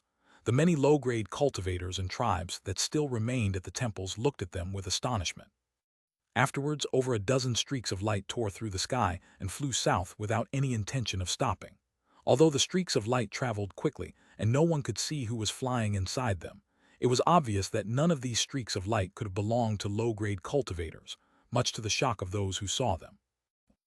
3 days later, an azure streak flew past the southern end of the Heavenly Water River, the endless sky plains' largest river. It flew a large circle on the river's surface, revealing itself to be a crimson flood dragon with an ox head. The flood dragon was only a dozen meters long, and a layer of faint azure light covered it, obscuring its precise appearance. The endless sky saintess was floating above its head as she examined the surface of the water. A moment later, several streaks of light flashed from the sky, and 2 grand immortals had appeared. "Fellow Taoist Lin, has the holy beast found him?" the purple-haired woman asked. The saintess answered, "Definitely. Since this person is carrying so many gold-devouring beetles, he won't be able to conceal himself from the holy beast. He shouldn't be far from the surface of the water. This person is truly cunning to flee when the holy beast submerged. It was how he was able to conceal himself from us so many times. Let us go." "Good," the elegant man coldly replied. "I also wish to see whether or not he is truly a yin-sifting sect elder. He was already struck by Brother Hu's elemental immortal rest palm, but he is still able to safely evade us. I truly wish to see what he is capable of." "I heard this person's appearance wasn't very tall and he seemed young. I also wish to see who is this powerful character," the purple-haired woman said. "Since you two are so eager, let's go." The silver-robed woman chuckled, and then a silver mark appeared on her forehead. By using some sort of ancient language, she spoke into their holy beast beneath her with a respectful tone. Afterwards, the holy beast snorted and took off in a streak of azure light. When the other cultivators saw this, they hastily followed after her. They followed the river for over 200 kilometers before finding a section of narrow river channels. Afterwards, a faint crimson streak emerged from the water and streaked far into the distance before suddenly disappearing. The saintess waited for her 2 companions to catch up and said, "Not good." The foreign cultivator had sensed something and used a secret evasion technique to run. He is now over 100 kilometers away. It will be troublesome given how powerful this person's spiritual sense is. The others are too slow. Let's go ahead and block his path. Otherwise, it is going to be hard to track him again.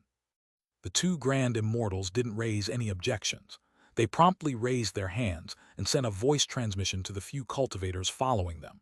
Then the 3 quickly followed the foreign cultivator's track with all their speed. Although they were so far away and weren't able to lock their spiritual sense onto the foreign cultivator, the incarnation of their holy beast possessed profound and great abilities. The 3 were right on his tail. The chase continued for an entire day. Although Han Li would use the bloodshadow evasion technique to separate from them by a huge distance, they would soon track him down and give chase once more. Han Li was forced to unseal his cultivation 3 times, and now that he was still unable to shake them off, his heart grew sullen. "Senior, I've already shaken off these soaring tribes cultivators 3 times and left a large distance between them each time, but they were always soon to catch my trail. Could it be there is some spiritual sense-strengthening technique that is beyond the great development technique? How can they catch sight of me so far away?" Han Li asked, his complexion deathly pale from strain. At that moment, Han Li had already lifted the Solic seal and was flying through the air in an azure streak. He had done this 3 times already to make use of the bloodshadow evasion technique each time, bringing Han Li's body to the brink of crisis. If he wasn't using several high-grade secret techniques to forcefully suppress his baleful chi backlash, and his use of a dozen drops of myriad spirit milk to make up for the blood essence requirement of bloodshadow evasion, he feared he wouldn't be able to press on. And under such strain, he had already lost 3 years of his cultivation. If it weren't for the many medicine pills he had taken, it was quite possible that he would have dropped to an entire level of cultivation. With his body pushed to its limits and the late-nascent soul cultivators pursuing him, he found himself in dire crisis. But before he figured out how the soaring tribe's immortals were tracking him, he couldn't rashly make use of the bloodshadow evasion technique. Otherwise, he'd be ruining himself only for them to eventually track him down.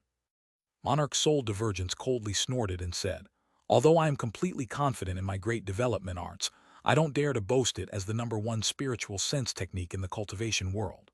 There aren't many who possess aptitude greater than mine, but they do exist. The possibility of them possessing a particularly powerful technique is minuscule. However, those chasing you aren't tracking you down through an immensely powerful spiritual sense. Instead, they are tracking you through inhuman means. When Hanli heard this, he came to a sudden realization. Inhuman means, you mean that demon beast? That's right. Didn't you sense something similar to a demon beast behind you? Its appearance is exactly the same as what the soaring tribe's mortal described of their patron god, the Endless Sky Beast. Those people from the Endless Sky temples most likely summoned the beast to deliberately reclaim the face they lost from having their nascent soul immortals killed by you.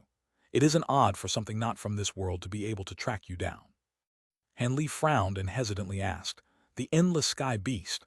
I've made note of it, but this particular beast only possessed magic power around the level of a grade 7 demon beast, far inferior to the Mulan's sacred bird. How can it possess such abilities?"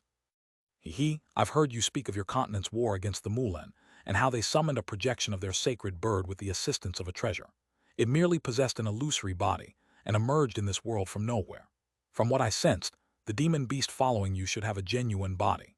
If that's the case, the Endless Sky Beast seemed to use an ability similar to the Elder Devil's possession through the use of some other beasts as a medium to bring itself into this world. Do not underestimate the abilities this incarnation possesses. If you give it enough time, it will grow into a fearsome existence. To the best of my knowledge, there are several other similar incarnations that descended into this world, but they are all fearsome to behold, and they are rarely ever seen by common cultivators. There are such kind of beings in our mortal world. However, there is no time for me to further discuss this matter with you. Regardless of whether this is a demon beast or a holy beast, does Senior have a method of escaping its pursuit? It will be greatly troublesome if the seal continues to be lifted. As Hanli swept his spiritual sense behind him, he spotted 3 cultivators and a demon beast in the distance behind him and grew apprehensive as a result. Monarch Soul Divergence answered, "There are countless strange beasts in the upper realms. Who knows what kind of amazing abilities it is using to track you? Your chi restraining abilities are quite to my satisfaction as well. It appears there are no good methods apart from slaying this beast. However, I can instruct you on a simple method of feigning death, capable of extinguishing all signs of life from your body, but I do not know how useful this will be. After all, the demon beast might not be tracking you down through your aura." Hanli grew silent, and then a cold glint flickered from his eyes. He fiercely said, "Fine, then I will kill this beast." Monarch Soul Divergence said with alarm, "I fear you won't have the opportunity to kill that beast. It is being accompanied by 2 grand immortals, and that masked mid-nascent soul stage woman should be the Endless Sky Saintess. Her abilities shouldn't be anything to underestimate either. If I don't take the risk, there will be no opportunities. I will have to treat my second nascent soul as a disposable resource if I am to succeed," Hanli said with an icy tone. Silvermoon then said, "Master, if you plan on doing that, I also wish to help you." After hearing her, Hanli asked, "How are your injuries? Will you be able to persist in drawing their attention away as an artifact spirit?" Silvermoon smiled and said, "I am the artifact spirit of Master's magic treasure. No matter how severe my injuries may be, so long as Master's flying swords aren't destroyed, I will not die. Master doesn't need to worry much on my behalf. At most, I will only remain asleep in Master's magic treasure for a few years." After some consideration, Hanli sighed and said, "All right. Since our current situation is far from good, I will have to trouble you." Afterwards, Hanli learned the incantation for feigning death from Monarch Soul Divergence. With that memorized, he then immediately placed his hand on the top of his head. His second nascent soul appeared in a flash of black light and spat out the yin-sifting banner from its mouth. It then shook the flag without end and leaped into the air. In the blink of an eye, black clouds gathered around them in a storm, darkening the sky for a whole kilometer and filling the air with devilish chi.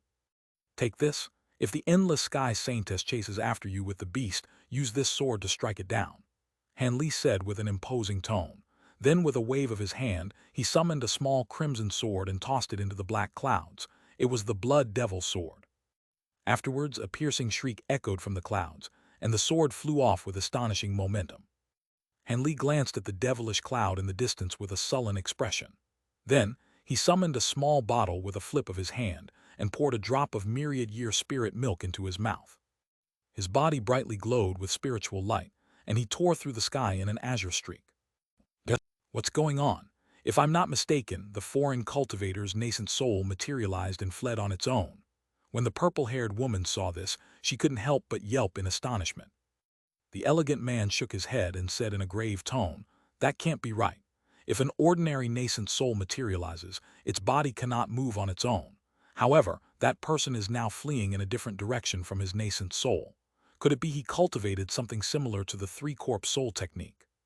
The purple-haired woman wore a pensive expression and said, "If he's trying to use a doppelganger technique in an attempt to escape us, he won't succeed. The nascent soul won't be able to escape us either so long as we pay attention to its whereabouts. Now that an intact nascent soul has fled, it shouldn't be something like the six soul divisions technique that fellow Taoist Gui cultivates. Could it be this is a legendary second nascent soul?" The saintess frowned and felt a wave of alarm. The elegant man turned his head to the saintess and asked, "Did the holy beast sense anything strange?" "It can't," the saintess sighed. "The holy beast only managed to bring a trace of its spiritual sense into this world. It will need over 100 years of cultivation before it can completely make use of its spiritual sense. Its abilities are limited as its cultivation is only at the level of a grade 7 demon beast."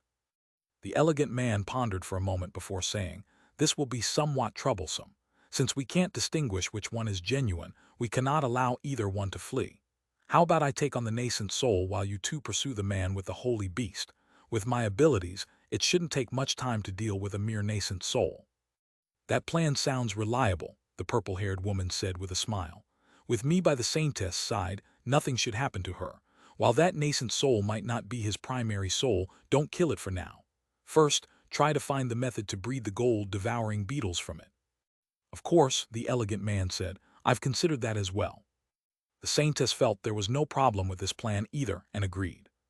The elegant man parted ways with the other two and flew after Han Li's second nascent soul in a 30-meter-long green streak of light, disappearing from view.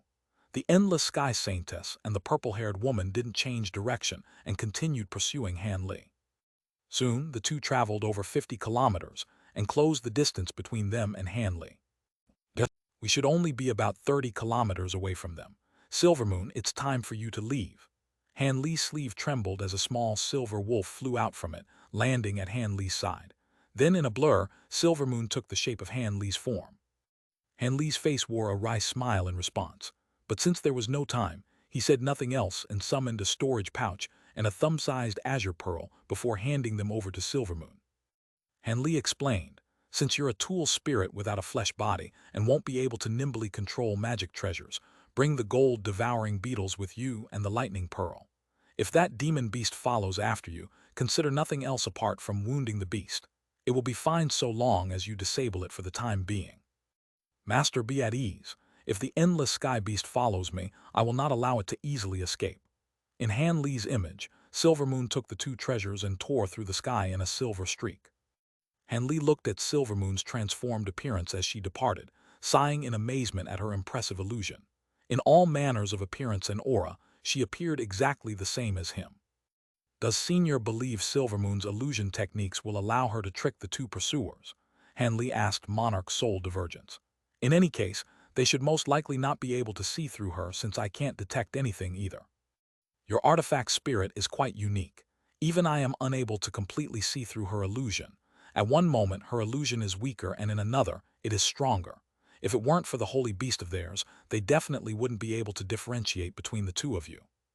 After a moment of silence, Han Li's feeling of unease still remained, but he flew in the opposite direction of Silvermoon regardless.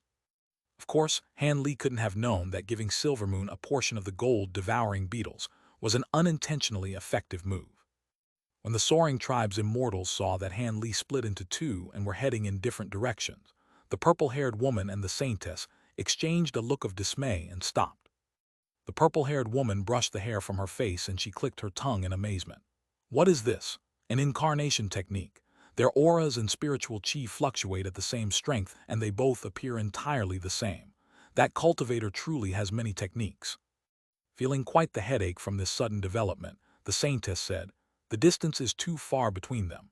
There is no way of telling which one is the genuine of the two with our spiritual sense. I'll have the holy beast examine them." Soon after, the woman uttered a few words to the endless sky beast with an ancient language. Azure light then flashed from the beast's body, and the pair of bull horns on its body became crystalline and transparent. It cried out several times, and it gave the saintess an answer with its spiritual sense. It is truly troublesome. He might have discovered we were tracking him through the scent of the gold-devouring beetles. Both of these doppelgangers possess the beetles, and the holy beast is able to differentiate them. The purple-haired woman raised her brow and said, "If that's the case, we can't let either of them escape. It's no matter, let us each pursue one of them each. Now that we're so close and he's using such tricks to split us apart, he shouldn't have anything else up his sleeve. Since he plans on dividing our forces, how about we properly oblige him?" The saintess then wore a cold smile. "Yes, but I heard that while this person possesses mid-nascent soul cultivation, his abilities are no weaker than a late-nascent soul cultivator," the purple-haired woman worriedly said. "However, he's injured, so you shouldn't have much to fear from him if you encounter his true self. I will chase the other one. So long as he doesn't use any wicked movement techniques, I should be able to deal with him and join back with you. Please don't worry, immortal son. Although that crimson movement technique is strange, it clearly comes at great cost, or he would have already used it to leave us behind. He's managed to escape us until now, but I reckon he is at the end of the line. I also have the holy cauldron to protect me, so there are no worries." The saintess smiled and spoke with confidence. "In that case, it should be fine. I'll be heading out first." The purple woman smiled and then flew off in a purple streak of light, chasing after one of the Han Li's. As for the saintess, she chased after the other one with a cold glint of light flashing from her eyes. With a rare tone of concern, Monarch Soul Divergent said, "They've separated as you've expected. Youngster Han, your plan to separate them was truly effective. It appears their holy beast only has a fraction of its soul and is still lacking in its abilities. Even if you don't kill that endless sky beast soon, the duration of the seal release will run out, and the two grand immortals will return. You'll be left in dire straits, not to mention the endless sky saintess won't be easy to deal with either." Han Li used his spiritual sense to look at the saintess trailing behind him, and he sullenly replied, "I have a plan. I don't wish to kill the woman, only the holy beast. It shouldn't take much time." "Oh, then I will wait and see what happens," Monarch Soul Divergence said with a calm tone. Han Li didn't reply. When the time came and he felt an opportunity was about to arrive, he suddenly flew in a circle and slapped his storage pouch, releasing several thousands of gold-devouring beetles in a surging rush. They formed a golden buzzing cloud that revolved in the air. Then, several tens of sparkling gold flying swords shot out from his sleeve. Under the control of a spell seal, they transformed into over 100 astonishing swordlights wrapped around his body. After forming 2 incantation gestures, he shouted, "Join!" The swordlights trembled and flew upward, filling the air with blinding golden light. In the blink of an eye, it formed an imposing 20-meter-long sword. Han Li then opened his mouth and spat out a ball of purple flames. It transformed into a foot-long bird and charged into the huge sword. The purple firebird ruptured and covered the huge sword in a layer of purple flames. Countless small arcs of golden lightning then flashed from within the purple flames, in a display of immense power. Han Li frowned when he saw this. After some thought, he spat a mist of azure chi onto the sword. Suddenly, the arcing lightning from the sword disappeared without a trace. He nodded with satisfaction from the sight, and under his mental command, the golden sword pierced into the sky, instantly entering the black clouds and disappearing without a trace. At that moment, a faint speck of light could be seen from the horizon. It was the endless sky saintess. Han Li narrowed his eyes when he saw her, and his sleeve trembled, summoning a set of azure flying swords that began to circle around him. A blue shield then flew out from his other sleeve to block his front. He flipped his 2 palms to summon an ancient purple mirror he acquired from Devilfall Valley in one hand, and his spirit subjugation talisman in the other. With the Solic seal lifted, the last use of his talisman should raise his cultivation to an even higher level than the last 2 times he used it. Having thought that, he quietly waited in place for the saintess to arrive. Although the holy beast didn't possess a high cultivation, its speed was truly unordinary. In a span of a few breaths, it quickly arrived several hundred meters in front of Han Li. Han Li coldly examined the saintess and then turned to look at the endless sky beast. Apart from its large bull head, he wasn't able to make out anything particularly fearsome about it. Compared to the beast, the endless sky saintess was far more eye-catching. She possessed outstanding and unique charm, not to mention her immensely powerful cultivation as well. As Han Li examined her, the saintess did so as well. She felt somewhat alarmed by Han Li's young appearance, but her attention was immediately attracted to the huge cloud of gold-devouring beetles in the sky. She couldn't help but betray an expression of delight. The saintess hesitated for a moment as if wanting to ask something. However, Han Li had a limited amount of time before the Solic seal would take effect again, and he also feared she would discover the huge sword hidden in the sky. Uninterested in the woman wasting his limited time, he silently pointed to the gold-devouring beetles in the sky and commanded them to charge towards her. Then, the azure flying swords fluttering around him swept towards the woman in waves of sword blurs. "You're courting death." When the endless sky saintess saw that Han Li immediately set out to attack, she flew into a rage and raised her hand, releasing a dark green bracelet from her wrist. It massively grew in size and rushed to meet the sword blurs. She tossed a spirit beast pouch into the air with her other hand. In a flash of golden light, over 10 huge fully matured gold-devouring beetles shot towards the insect cloud. As this all happened, she hadn't noticed how the black clouds in the sky were slowly growing closer to her. The Jade band was a powerful ancient treasure. As soon as the azure sword blurs made contact with it, the Jade band began to quickly spin and contain all the sword blurs inside of it. When Han Li sensed the swords rendered completely ineffective by the powerful revolving force, he felt his heart tremble. As for the dozen mature gold-devouring beetles, they had a huge advantage against Han Li's swarm. Han Li clearly saw that, while his own beetles far outnumbered the fully mature gold-devouring beetles, they weren't able to harm them in the slightest. Rather, the fully mature gold-devouring beetles were devouring the smaller beetles one bite at a time. With a sullen expression, Han Li silently slapped the spirit subjugation talisman on his body, instantly beginning his transformation. His entire body glowed with crimson light as red scales covered it, and a flood dragon horn appeared on the top of his head. An astonishing aura then surged from Han Li's body. The saintess yelped in shock. "What technique is this?" But then, without the slightest fear, she opened her mouth and spat out a scarf magic treasure. It circled around her body before growing over 10 meters long. It then stood upright to reveal the portrait of a huge silver silkworm. Han Li was startled when he saw this. Just as he pondered about the treasure's abilities, light began to glow from the silver silkworm portrait on the scarf, and it came to life. It opened its mouth and shot out streams of silver thread in Han Li's direction. The two were separated by a gap of over 300 meters, but the dense streams of silver thread closed the distance in an instant. In Han Li's alarm, he pointed to the blue light shield without any further thought. The shield immediately transformed into a large barrier of light and completely enveloped Han Li. Then, he opened his mouth and spat out a ball of purple flame at the barrier of light. Purple glacial chi burst from the light barrier and covered an area of 10 meters in front of him. Then, with a crackle, a purple ice wall 30 meters tall was raised in front of him. With a large clap, the silver thread struck the ice wall and created a dense grouping of holes. It nearly appeared as if the ice wall was on the verge of collapsing from the damage. When Han Li saw this, he raised his hand and struck the ice wall with a spell seal. Purple light flowed across the ice wall and released an astonishing glacial chi. Not only was the damage from the silver threads repaired, but the wall condensed another layer of thick purple ice around it, quickly turning it even more difficult to destroy. In addition, the glacial chi turned into purple flames in the blink of an eye and spread across the silver threads towards the embroidered scarf magic treasure. It appeared almost as if thin purple snakes were fiercely pouncing towards it. With an expression changed from shock, the saintess thought, "What is this vicious technique?" Despite her surprise, her actions didn't slow in the slightest. She held her hands in an incantation gesture and then gracefully pointed at the embroidered scarf floating in the air. The portrait of the silver silkworm opened its mouth once more and spat out a puff of white flame. It traveled along the silver threads and rushed towards the purple flames to meet their attack. Both of the flames quickly struck each other on the silver threads, and the purple-white flames weaved together. And after a short moment, the purple flames massively overtook the white flames and quickly gained ground. When the saintess saw this, she unconsciously frowned and spoke a few words in an ancient language. Suddenly, the soaring sky beast let out a low roar from underneath her and spat a stream of azure flames to merge with the white flames. Joined together, the azure-white flames were able to block the purple ice flames for the time being.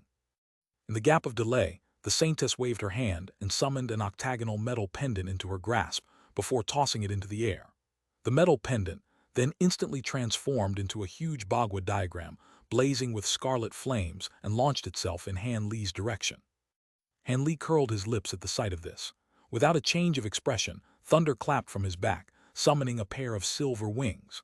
As the Bhagavad diagram was about to strike him, he blurred and disappeared in a flash of silver lightning. With the Bhagavad diagram missing its mark, Han Li reappeared over 100 meters away with a flap of his wings before disappearing once more. Lightning movement. When the Saintess saw Han Li draw closer to her, she muttered the name of this famed technique with a solemn expression.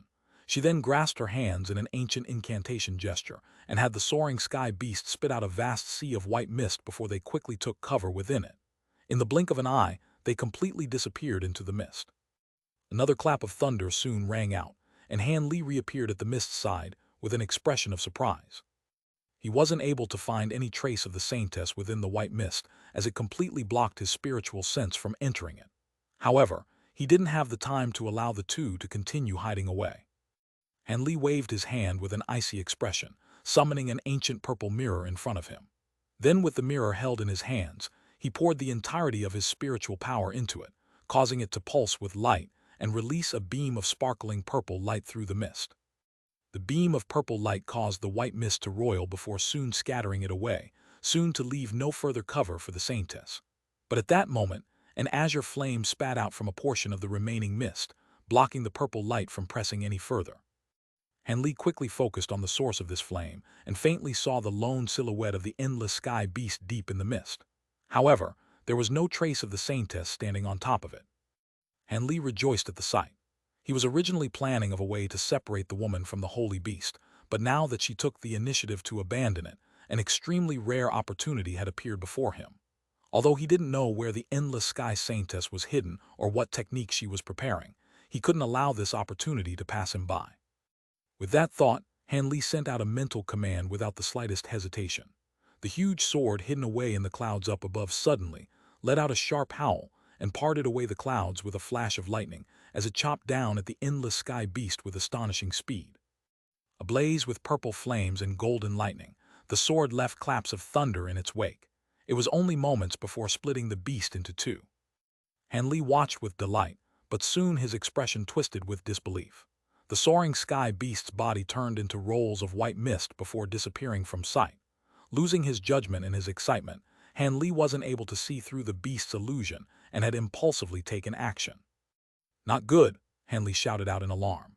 No longer attempting to look for the endless sky beast's true body, he quickly withdrew, but a large sparkling azure light shined above him and immediately slowed his movements. At that same moment, he could hear the Saintess chanting an incantation. I hastily looked up in alarm and saw a ball of silver light. The Saintess was floating 100 meters above him, and ancient silver patterns appeared on her forehead. As she continued chanting, a small cauldron appeared in her hand. The cauldron then released a large expanse of silver light that enveloped an area of 100 meters around it. "The heaven-void cauldron." Han Li shouted out its name in alarm, and his face completely paled. He hastily looked inside of himself to find the heaven-void cauldron safely stored. What was happening? Could there be a second heaven-void cauldron in this world? Yet to recover from his bewilderment, the small cauldron above him began to glow with light and surge in size. In the blink of an eye, it grew to 12 meters in size. Then, under the command of the Saintess, spell seal, the cauldron dazzlingly glowed and released an unending stream of sparkling azure sand. The stream of sand gathered together into a cloud before moving to envelop Han Li. When Han Li saw this, his wings flapped without another thought, and silver lightning sparked from his back. But then, faint roars of thunder could be heard from the white mist. The sound wave of the thunder swept past Han Li and caused the silver lightning of his wings to flicker and completely disappear, disabling his lightning movement for the time being. What ability is this? Han Li hastily glanced at the mist in alarm and saw the faint silhouette of the endless sky beast at the edge of it, but he was unable to tell if it was its genuine body. With the cloud of sand only 30 meters above him, Han Li was helpless to escape it. He could only point at the blue light shield and have it wrap around him in a large blue barrier. As soon as the sand and blue light barrier made contact, the azure sand brilliantly shined and massively expanded in size, each grain turning into the size of a boulder as it smashed down on the blue light barrier. A series of booms echoed through the air. No matter how formidable the blue light barrier may be, it wasn't able to withstand such a vast number of powerful strikes. In an instant, it blurred and dimmed. In addition, the cloud of sand split into two and transformed into two flood dragons, wrapping around the light barrier to restrict Han Li. Without another thought, Han Li opened his mouth and spat out a small cauldron. He flicked his finger against it, and a blue icy flame appeared on its surface. It was the divine spirit treasure he cultivated to its first layer, the heaven-void cauldron. Although he was only able to make use of only a small portion of the cauldron's power, Han Li had no choice but to use it after being pushed to the brink. He swept his hand past the surface of the cauldron, and a wave of blue light flew out from it, tightly wrapping around him. Han Li then spread out his arms and flicked his fingers at the two sand flood dragons. A dozen streaks of azure sword chi were released, weaving through the air and fiercely striking the flood dragons. As a result, a dozen thumb-sized holes appeared in the flood dragons' heads, but to little effect. Han Li felt his heart grow tense. Just as he thought to avoid the incoming attacks, his body felt as heavy as a mountain, and his actions were brought to a standstill, restricting his movements in their entirety. The flood dragons appeared before him and charged into him, collapsing into clouds of sand on impact in two muffled groans. Then, with bright light glowing around Han Li's body, the cloud of sands condensed into a giant cocoon around him, soundly sealing him inside. The Saintess had been initially shocked when Han Li brought out a small cauldron similar to her own holy cauldron, but when she saw how easily Han Li had been trapped by the sand, she simply smiled. The might of the holy cauldron's sand was immensely powerful. So long as someone was trapped in it, they would be completely disabled and at her mercy. Even late nascent soul cultivators wouldn't be able to escape in a short time. A huge bang sounded out as Han Li's blue light barrier was shattered, and another layer of sand immediately wrapped around his body. In that moment, the woman felt at ease and floated down as she stood on top of her huge cauldron. But after descending only 30 meters, a massive change occurred. Countless beams of light suddenly penetrated from within the hardy cocoon from every direction. Before the Saintess could give another command, the sand cocoon collapsed back into a cloud and floated motionlessly in the air. At the center of the sand cloud was a large, dazzling blue light. Han Li was inside of it, holding a small cauldron in his hand as he stared at the Saintess. The Saintess came to a sudden stop and looked at Han Li with an unsightly expression, disbelief flooding her mind. A cold snort could be heard from Han Li as he slapped the lid of the heaven-void cauldron. Ripples upon ripples of blue light clearly resonated from the cauldron and soon spread around him, causing the surrounding sand to vanish as soon as the ripples of light passed by them, appearing almost as if the light had consumed it. The Saintess was wildly alarmed by the scene and hastily formed a hand incantation, ordering the sand to resume its attack. However, the sand quietly remained in place as if having completely lost connection to the Saintess' spiritual sense. Suddenly, the Saintess betrayed panic from her face and stamped down on the huge cauldron. It continued to revolve for a time, before spouting out a blinding azure light to envelope Han Li. Bagua, also known as the 8 trigrams. It is most often represented as a yin-yang symbol with 8 different trigrams surrounding it in an octagon. Han Li narrowed his eyes and began to circulate the first layer of the heaven-void cauldron's artifact imprint technique. A dragon's cry roared out from the cauldron, and the cauldron's lid launched into the air in a streak of blue light, revealing the rainbow light that shined from within it. Then, the sea of azure light, the Saintess used to freeze Han Li's movements, was quickly absorbed into the heaven-void cauldron. They were both shocked to see what was happening.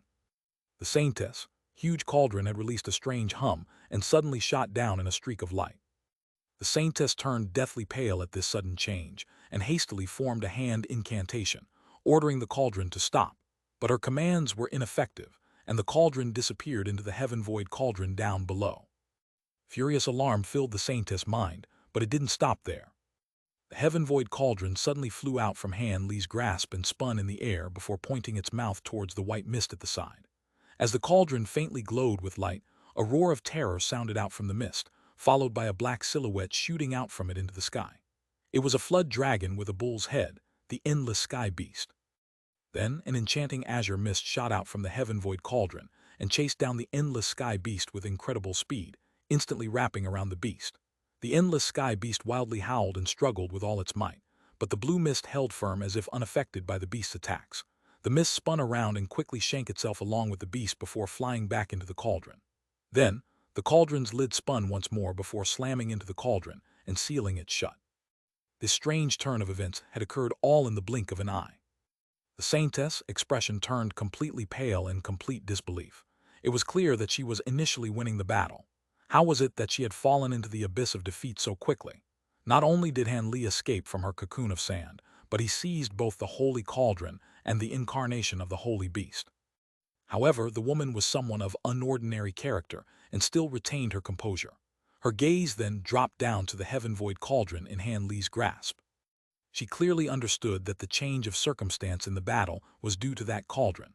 The loss of control over the holy cauldron must have been due to a connection between it and Han Li's cauldron, or something so great wouldn't have occurred. She had to acquire that cauldron.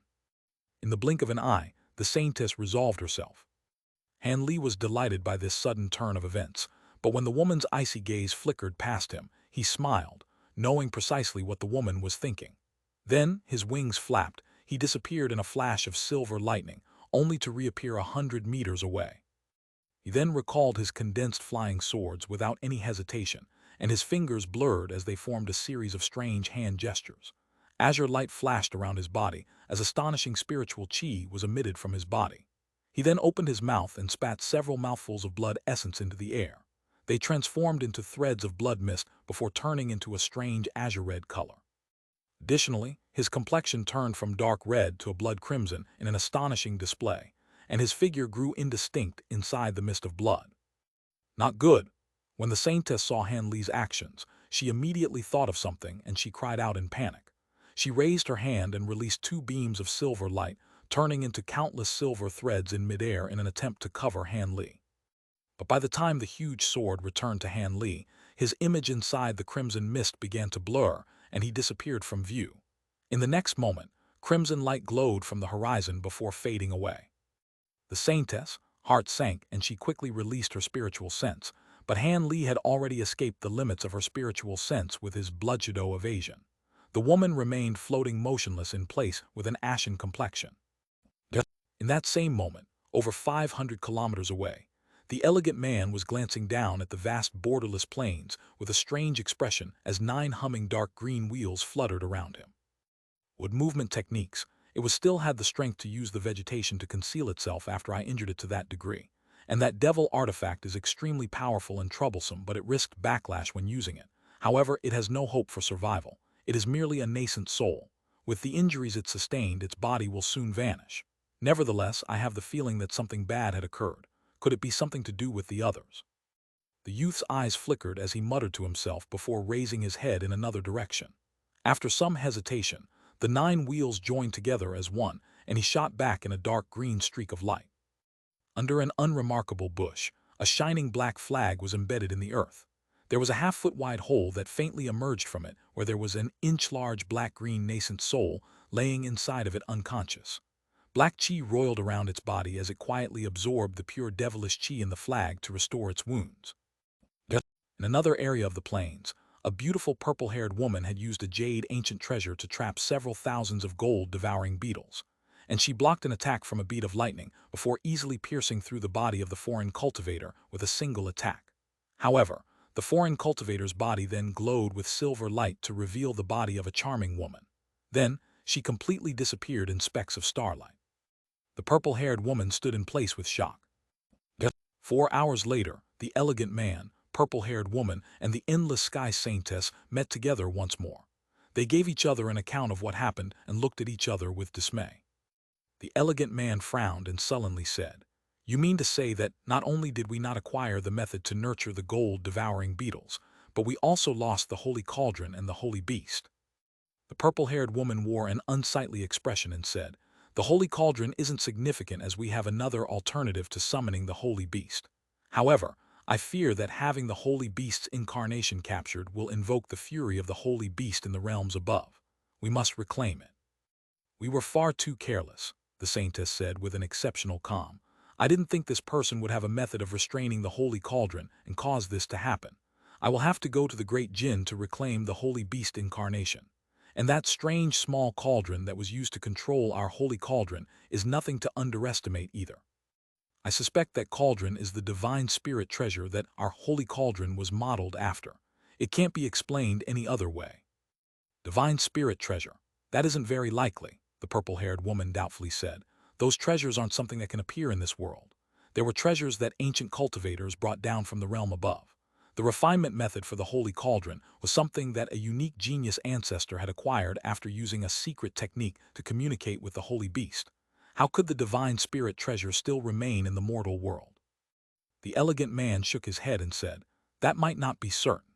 Since elder devils were able to appear in our mortal world, it is possible there are several divine spirit treasures that exist in our world as well."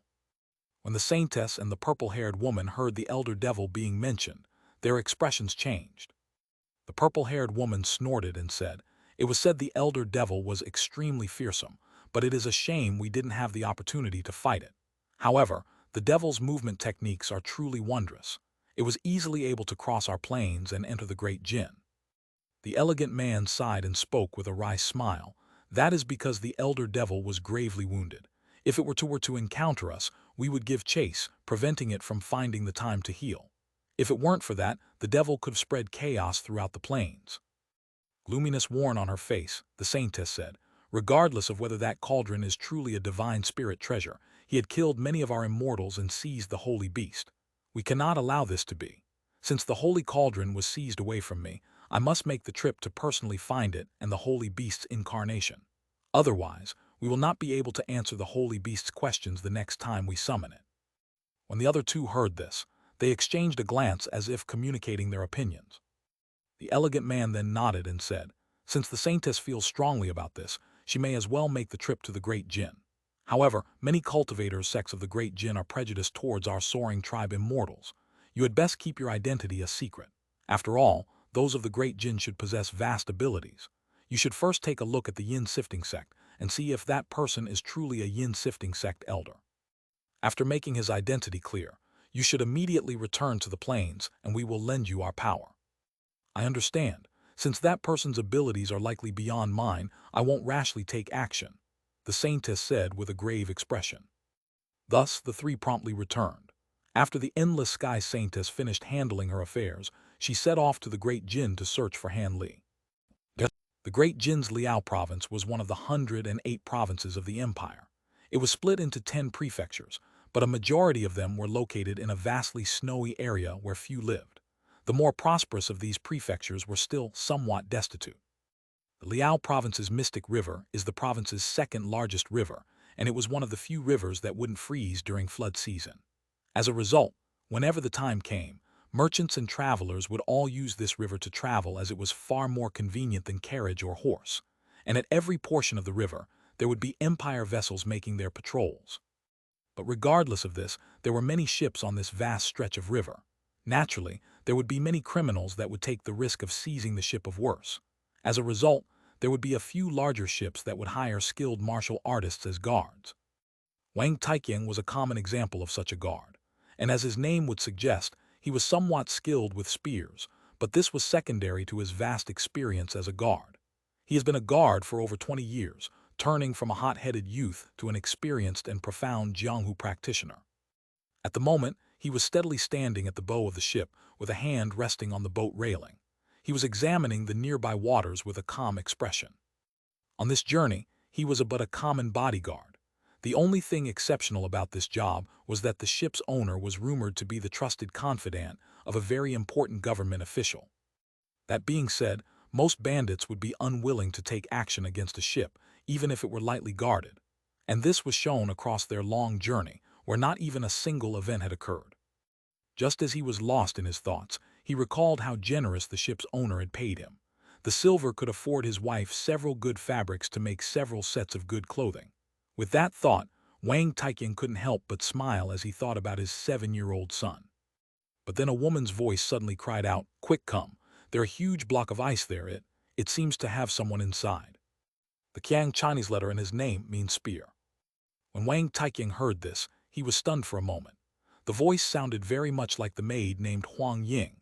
However, it was quite odd for there to be ice floating in the river during flood season, not to mention the day's warm weather.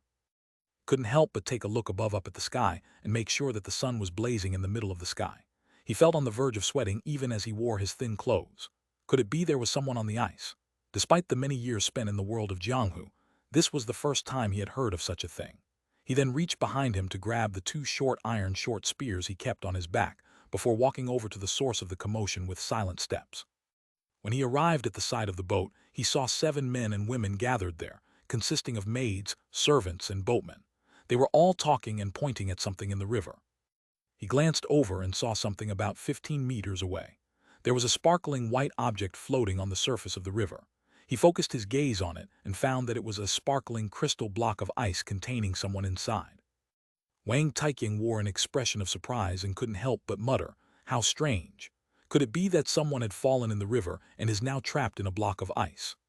He heard footsteps from behind him and a hoarse voice asked, "Brother Wang, what's the matter?" "Brother Gao, you've come." Without turning his head, Wang Taiqing already knew that the owner of the voice was his partner of many years, Gao Deifeng. He cultivated a body-hardening technique for many years and was somewhat famous for his boxing techniques. The large man with a full beard casually walked to Wang Taiqing's side and clicked his tongue in wonder. "Oh, there really is someone in the ice. How rare." Wang Taiqing coldly laughed and said, "It is only a single dead person. No matter how odd the circumstances, there isn't much to say about it." Gao Deifeng stroked his beard and chuckled. "Definitely, at the very least the corpse hasn't come to rob us." A middle-aged man in Confucian robes walked towards them with a sullen expression and scolded the servants. "What are you making an uproar about? Didn't you know the mistress had just gone to sleep?" This person was Master Zhou, the person who was reportedly the trusted confidant of an important government official. He was currently employing Wang Taiqing and his partner to guard the said official's family. "Master, in the river." The young maid named Huang Ying shyly extended her finger and pointed in the river. When Master Zhou saw Wang Taiqing and Gao Deifeng, he felt somewhat baffled. Then when the young maid said something, he unconsciously glanced where she was pointing to find a block of ice with a person inside of it. He wore an odd expression on his face before he frowned and said, "It is only a dead person. There is no point in looking at it any further. Go back to your duties. Could it be that you want me to call over Steward Wang?" The man's final words were spoken with a harsh tone. When the servants heard the name Steward Wang, their expressions immediately changed and they immediately scattered. The 3 boatmen also made a discreet departure. Wang Taiqing and Gao Deifeng exchanged a glance and were about to leave as well, feeling that it would be unwise to remain there any longer. But after Gao Deifeng took a few steps, he glanced at the river and shouted out in alarm, "How is this possible? That person is still alive." Wang Taiqing and Master Zhou were both alarmed when they heard this, and they looked at the block of ice to find that it remained completely still. Master Zhou glared at the large man, but Gao Deifeng stood firm and said, "I am not mistaken. I saw the person in the water move his eyes." "Brother Gao wouldn't fool us. It seems he is still alive." Wang Taiqing spoke with complete trust in his partner. Master Zhou still felt a bit of doubt after he heard this, but after some thought, he shook his head and said, "It doesn't concern us if that person is alive or dead. There is no need to attract any trouble to the mistress and her daughter, and since other boats haven't done anything with the ice, there is no need for us to meddle with it either."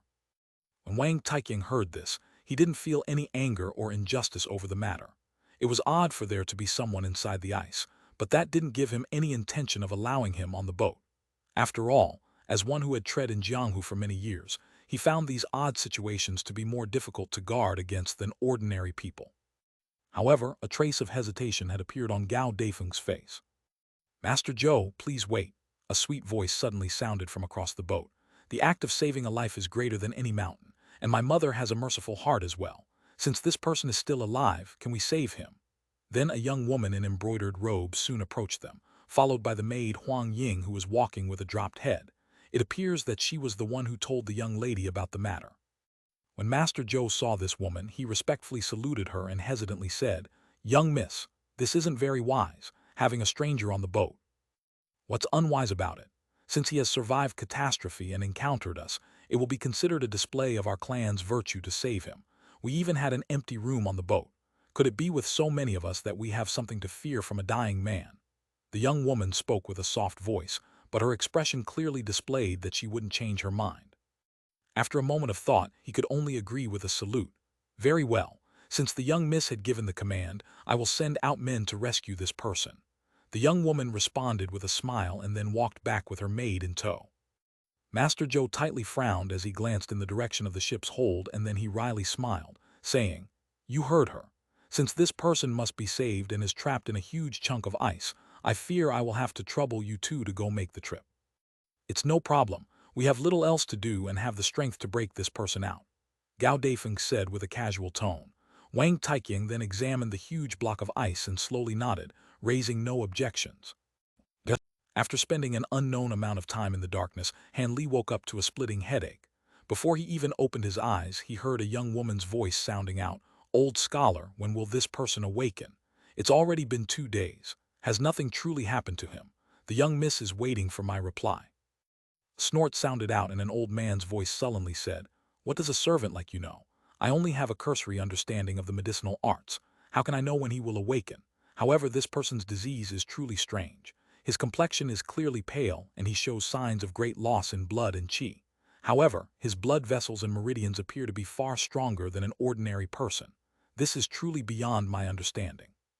The woman chuckled and teasingly said, "It seems the old scholar most likely read the blood vessels wrong." "Nonsense. Have I ever been wrong when I was looking after you all when you were sick? Perhaps this person encountered a strange sickness that hadn't been seen before. Since I am no great doctor, I am baffled by this." The old man seemed embarrassed, but he spoke boldly nonetheless. As Han Li heard this, he realized that he was lying down on a very comfortable bed. There was a smooth blanket on top of him and a thick mattress beneath him. Han Li felt somewhat at ease when he heard the two speaking in the language of the great Jin. It seems not only had mortals rescued him, but that he was also inside the borders of the great Jin. However, his current situation was far from good. In the instant he awoke, he used his spiritual sense to look deep into his body. As a result, he felt his blood run cold. After he escaped from the endless sky saintess pursuit and put thousands of kilometers between them, the Solic seal had gone back into effect. At the time, he had fallen into the river and used the technique for feigning death that Monarch's soul divergence had taught him, sealing himself in a block of ice and allowing him to escape pursuit from the soaring tribes as he floated down the river current. However, his body's present conditions were as worse as could be. The excessive use of the blood shadow evasion had caused a massive loss of blood essence and immensely weakened his body.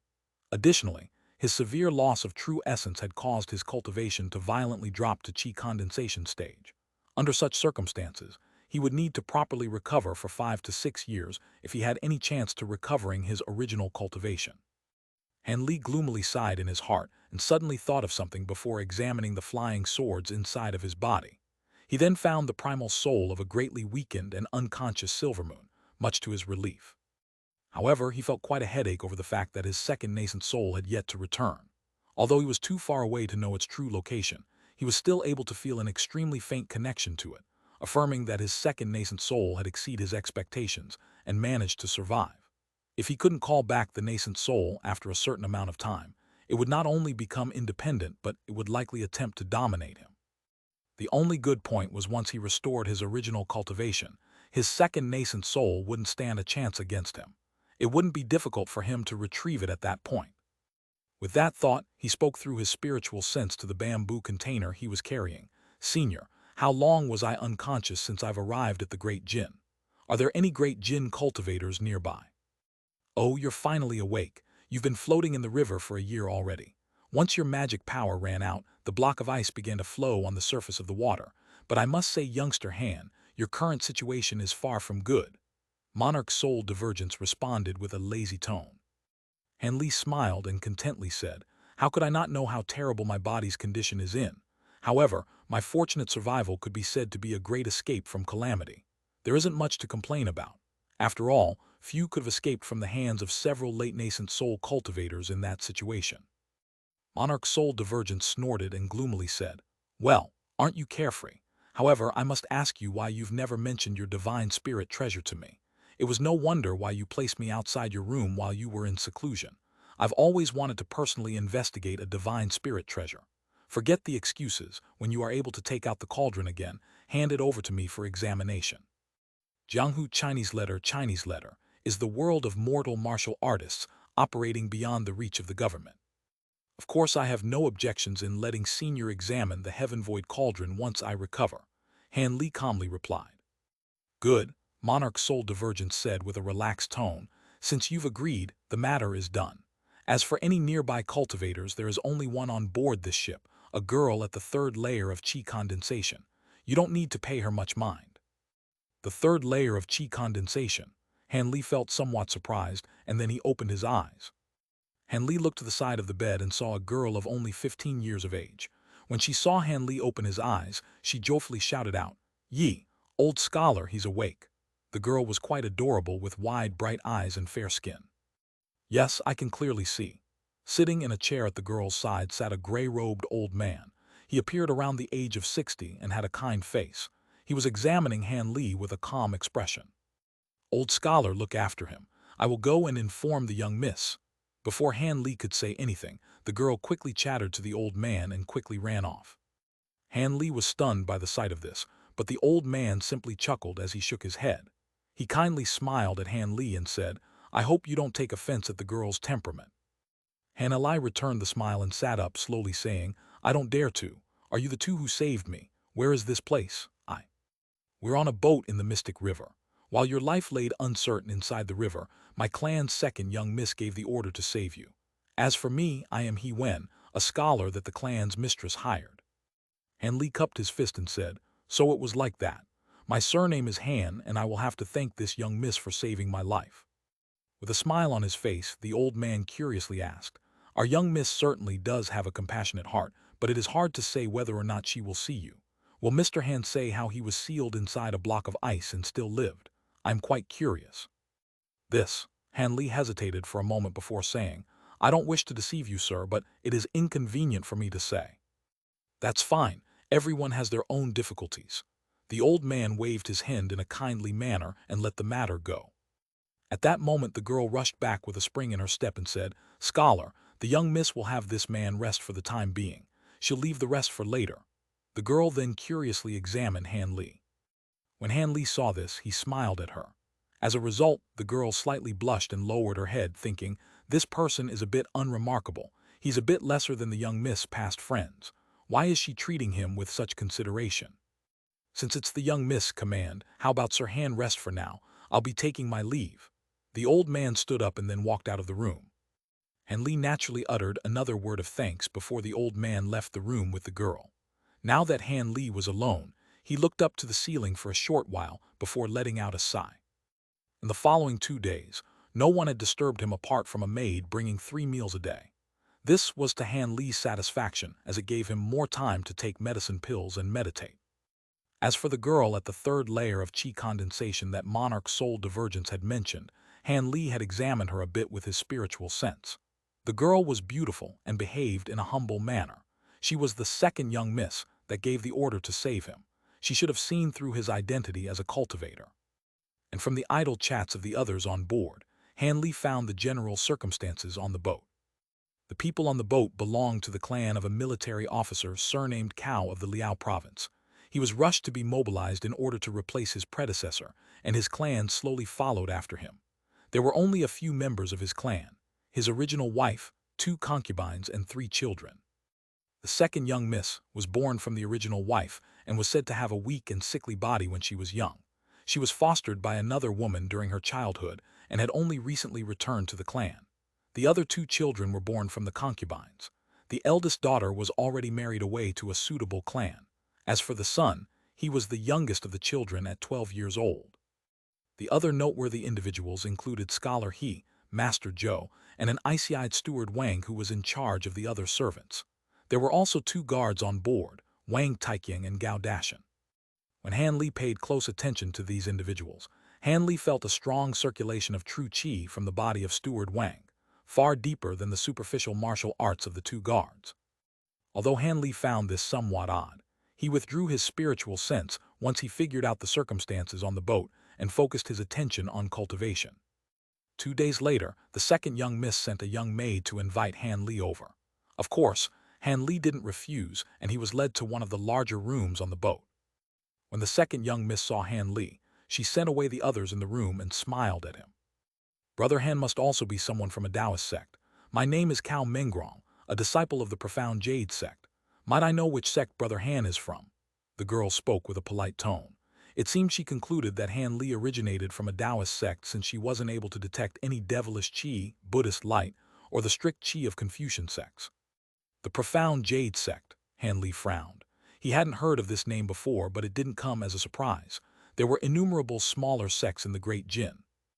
When Cao Mengrong saw that Han Li was hesitant, she smiled and said, "My sect is merely a small, obscure sect in the Liao province. It is natural for you to not know of it. Fellow Taoist Cao is quite modest.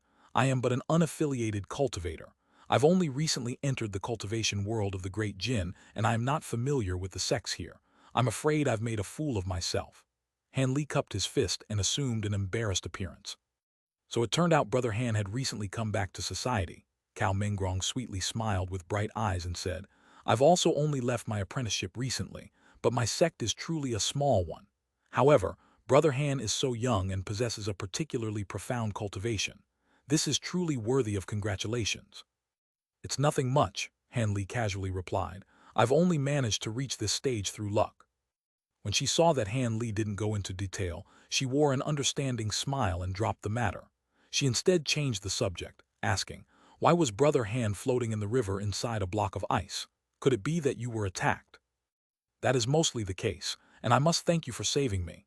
Han Li bitterly laughed, unwilling to go further into detail. With a firm expression, the woman said, "It was only a trivial affair. In truth, I saw that Brother Han would have escaped from the ice sooner or later, with or without my help. However, it is quite startling to the mortals for you to float in the river like that, so I decided to meddle. In addition, it is only natural for unaffiliated cultivators and small sect cultivators to assist one another."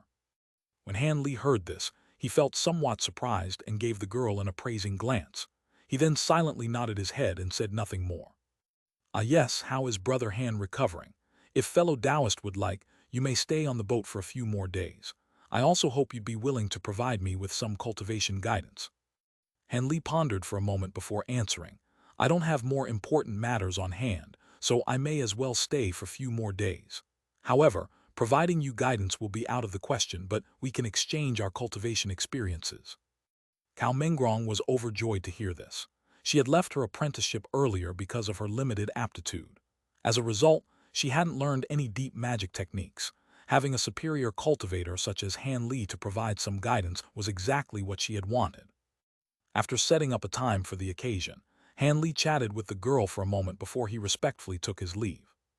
Once Han Li returned to his room, Monarch's Soul Divergence asked, "Youngster Han, why did you agree to remain behind? Don't you wish to find a spirit vein to help restore your magic power?"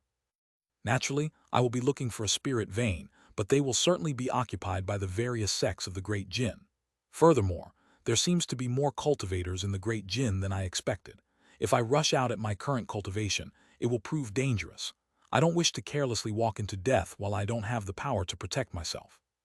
"Oh, so you plan on?" "I have enough medicine pills on hand and several spirit well objects," Han Li slowly said. "A year will be enough for me to recover my foundation establishment cultivation, and will still give me plenty of time to find a method to dissolve my baleful qi. As for the girl, she seems quite shrewd, but her cultivation is shallow, and she holds no malicious intent. I'll have her make a few things clear about the Great Jin cultivation world before I head on my way. And since I've only just arrived at the Great Jin, I can afford to wait a year." "Do as you wish, but I don't have much time left," Monarch's Soul Divergence worriedly said. "After a few more years passes, I fear that it will be too late for me. After all, it will take you quite some time to collect the materials for my puppet body." "Senior, don't worry," Han Li explained. "As I look for the method to dissolve my baleful qi, I will also look for the materials. However, the best method would be to acquire the assistance of a sect. This way, we can cut down on the time needed." "Acquire their assistance. This isn't the heavenly south where we can draw on your fame and title. It won't be so easy. The larger sects won't pay attention to you, and the smaller sects don't have the capability. After all, the materials that I want are rarely ever seen in this world. The specifics have yet to be determined, so let's take this a step at a time. Perhaps I won't even need to find them and they'll just come knocking on my door," Han Li jokingly replied. Afterwards, he ceased talking to Monarch's Soul Divergence and took out a set of formation flags from his storage pouch. Then, he placed down a simple restriction around him before taking a medicine pill and meditating on the bed. In the Liao province's Huayuan prefecture, there was a small town in the west known as Zinan. Nearby, there were two slender women dressed in azure Taoist robes that were heading towards a small, remote mountain. As their feet shined with white light, they stood on their toes before effortlessly floating a foot off the ground. Then, their gowns lengthened and they gracefully flew through the air at a low altitude. Younger woman of the two appeared to be 18 years old and gloomily spoke to the somewhat older woman at her side. Senior Marshal Sister Lu, will Master truly not assist us? Even if we were to add on Junior Marshal Sister Cao, I fear we won't be able to deal with the sharp spirit sect's Wu Xiaoyu. He is at the 8th layer of qi condensation, and it is said that the sharp spirit sect master holds him in high esteem. We are only a pair of 6th and 7th layer cultivators. With our combined strength, we won't stand a chance even if we had help. And if we lose, Junior Marshal Sister Cao will have no choice but to allow Wu Xiaoyu to rescue that heavy criminal, which I fear will bring disaster to her father. There is nothing we can do about it, the older of the two Marshal sisters sighed. Cultivator sects have always left matters of the mortal government alone, and Junior Marshal Sister Cao is only an in-name disciple of our profound Jade sect and was only imparted a few shallow magic techniques by the master. That's why nothing had been said to her. After all, the government holds a few low-grade loose cultivators in order to have them deal with a few matters of the cultivation world. However, Wu Xiaoyu has a deep relationship with the person he wishes to save and knows that Junior Marshal Sister Cao has a relationship with our sect. When he personally came to knock on our door, we couldn't continue to turn a blind eye to this affair. Nevertheless, Master had used her status as an in-name disciple to avoid having to punish her, instead sending off that person to handle it instead. After he left, Master immediately called us over to inform us that this person most likely will be challenging Junior Marshal Sister Cao in order to force her to retreat. Master knows that our relationship with her is quite deep and sent us to warn her. It's clear that she wants us to lend her some strength. Otherwise, she would have simply used a spirit bird to deliver the message instead of us. Although Senior Marshal Sister Yu has a deep cultivation, she doesn't have a strong relationship with Junior Marshal Sister Cao and will not risk offending the Sharp Spirit Sect over the matter. And Master has her hands tied since the Sharp Spirit Sect has friendly relations with our own sect. As a member of the senior generation, she finds it awkward to interfere. The younger of the two couldn't help but say, I recall that when Junior Marshal Sister Cao's father, Country Officer Cao, was stationed near our temple, he appeared quite strong and was very respectful towards the master. If he is truly implicated because of this matter, it would be a disaster. If that is true, there is nothing that can be done over it. But even if he were to lose a criminal, he would only lose his position as a country officer at most. He won't die. But since Junior Marshal Sister Cao appeared so calm, could it be that she already has a plan? The younger woman smiled and said, there is no need for Senior Marshal Sister to trouble herself over the matter. Everything will be clear once we get to the mountaintop. Junior Marshal Sister is right, the older woman nodded. The two quickly hurried on their way, and after the time it took to finish a meal, they arrived at the mountaintop and yelped with surprise when saw an unexpected straw cottage 300 meters away. In front of the straw cottage, there was a simple stone pavilion with a young man and a girl sitting at a stone table and chatting. The man's appearance was rather ordinary, but he had a pale complexion. The girl had a dainty appearance and was attentively listening to him. When the two women arrived on the mountaintop, the man immediately sensed them and stopped talking. He turned to the girl he was talking to and said, Fellow Taoist Cao, your guests have arrived. The man then smiled and stood up. The girl glanced over and stood up with a smile, saying, Senior Marshal Sisters have arrived. It's good to see you. The older of the two Senior Marshal Sisters beamed when she saw Cao Mengrong and said, Junior Marshal Sister, you appear to be doing well. Yi, your cultivation has risen by an entire level. Congratulations. I've only managed to make a breakthrough in the past few days. I'm still quite lacking compared to you two. Cao Mengrong smiled and spoke with an excited tone. The younger Senior Marshal Sister curiously examined the Confucian-robed man and asked, Junior Marshal Sister Cao, which sect is this fellow Taoist from? His cultivation is quite high, at what seems to be the 10th layer. The man calmly answered, I am Han Li, a loose cultivator. I am Lady Cao's guest. The older Senior Marshal Sister smiled and said, so it was like that. I was wondering why Junior Marshal Sister was so calm. It appears that an expert like fellow Taoist Han was her guest. When Wu Xiaoyu gives the challenge, he will only make a fool of himself. Senior Marshal Sisters, please sit and let us talk, Cao Mengrong happily said. Although Brother Han is a loose cultivator, he is very experienced in the path of cultivation. I was able to break through in such a short time only because of the guidance that Brother Han had provided me. Oh, then we'll want to talk with fellow Taoist Han.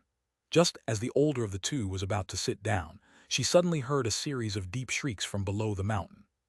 He's arrived. How did he know of this place? He's arrived so quickly.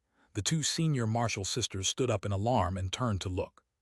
Senior martial sisters, please don't be alarmed, Cao Mengrong explained with a calm tone.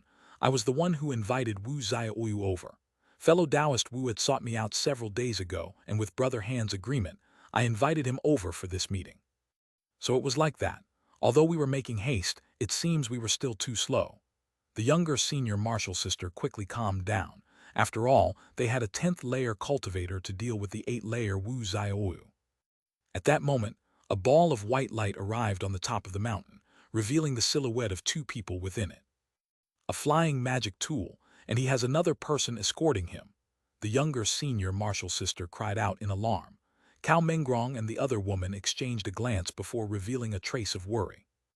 After all, flying magic tools were rarely ever seen. Even the low-grade ones were far beyond the price of other mid-grade magic tools. Low-grade cultivators such as themselves couldn't afford to buy them, let alone mid-grade magic tools. Any magic tools they had were gifted to them by the sect. If they didn't advance in their cultivation, it was likely they would only possess one magic tool throughout their lifetime. Additionally, the cultivators that were bestowed flying magic tools most likely had backers behind them. This is particularly true for small sects such as theirs. When the new arrivals appeared at the mountaintop, Han Li glanced at them and revealed no change of expression. As of current, it had already been 9 months since Cao Mengrong had rescued him. Perhaps because his injuries weren't as severe as he thought or his pills were more effective than anticipated, he was able to recover a portion of his strength during his time as Cao Mengrong's guest, allowing him to recover his foundation establishment cultivation. Although his vitality was still injured, and he still had yet to recover most of his blood essence, he now had the power to defend himself in the cultivation world. Of course, Cao Mengrong didn't have the cultivation to see through this astonishing change, and she would often ask him a few questions about problems she had on her cultivation. As a mid-nascent soul cultivator, Han Li was overqualified to give this chi condensation cultivator some guidance, and managed to clear the girl's doubts with just a few words. With much joy, Cao Mengrong began to treat Han Li with greater respect. Han Li's pointers had allowed her to ascend to the 4th layer of chi condensation, bringing her closer to becoming an official disciple. While this happened, he was already preparing himself to depart in a month. After all, the girl had already given him an explanation of the general circumstances of the great Jin cultivation world. And while he did have some medicine pills for chi condensation cultivators, they weren't so trivial that he could give them to others. After all, there were countless opportunists and robbers in the cultivation world, even more in the great Jin than the heavenly south. But unexpectedly, Cao Mengrong received a letter of warning from her master, and in the girl's alarm, she sought out Han Li. When Han Li heard that there was an 8th-layer chi condensation cultivator looking to fight her, Han Li indifferently agreed to duel the opponent on her behalf. Afterwards, he would make use of this opportunity to leave. Although the two new arrivals were surrounded by the brilliant glow of their magic tools, he was able to clearly see them. They were cultivators at the 8th and 11th layer of chi condensation. They were below his notice. As the three women were all lost in shock, Han Li slowly walked out from the stone pavilion and raised his head to look at them, saying, I will be fighting on fellow Taoist Cao's behalf. Do you plan on having a match, or do you wish for this to be an all-out battle? The ball of white light descended on the ground, and in a flash of white light, two people were revealed. A middle-aged man with slender eyes and a wood-bored magic tool in hand snorted and said, It was fortunate that I've come, or Junior Martial Brother Wu would have suffered a loss. Your face is quite unfamiliar, but your cultivation is high. I will be your opponent. Let us fight now and save the words for later. The other man was tall and appeared over 30 years of age. From the way he coldly stared at Han Li and the others, he appeared to be Wu Xiaoyu. The older senior martial sister wore an expression of shock and asked, Ma Yulin, how could it be you?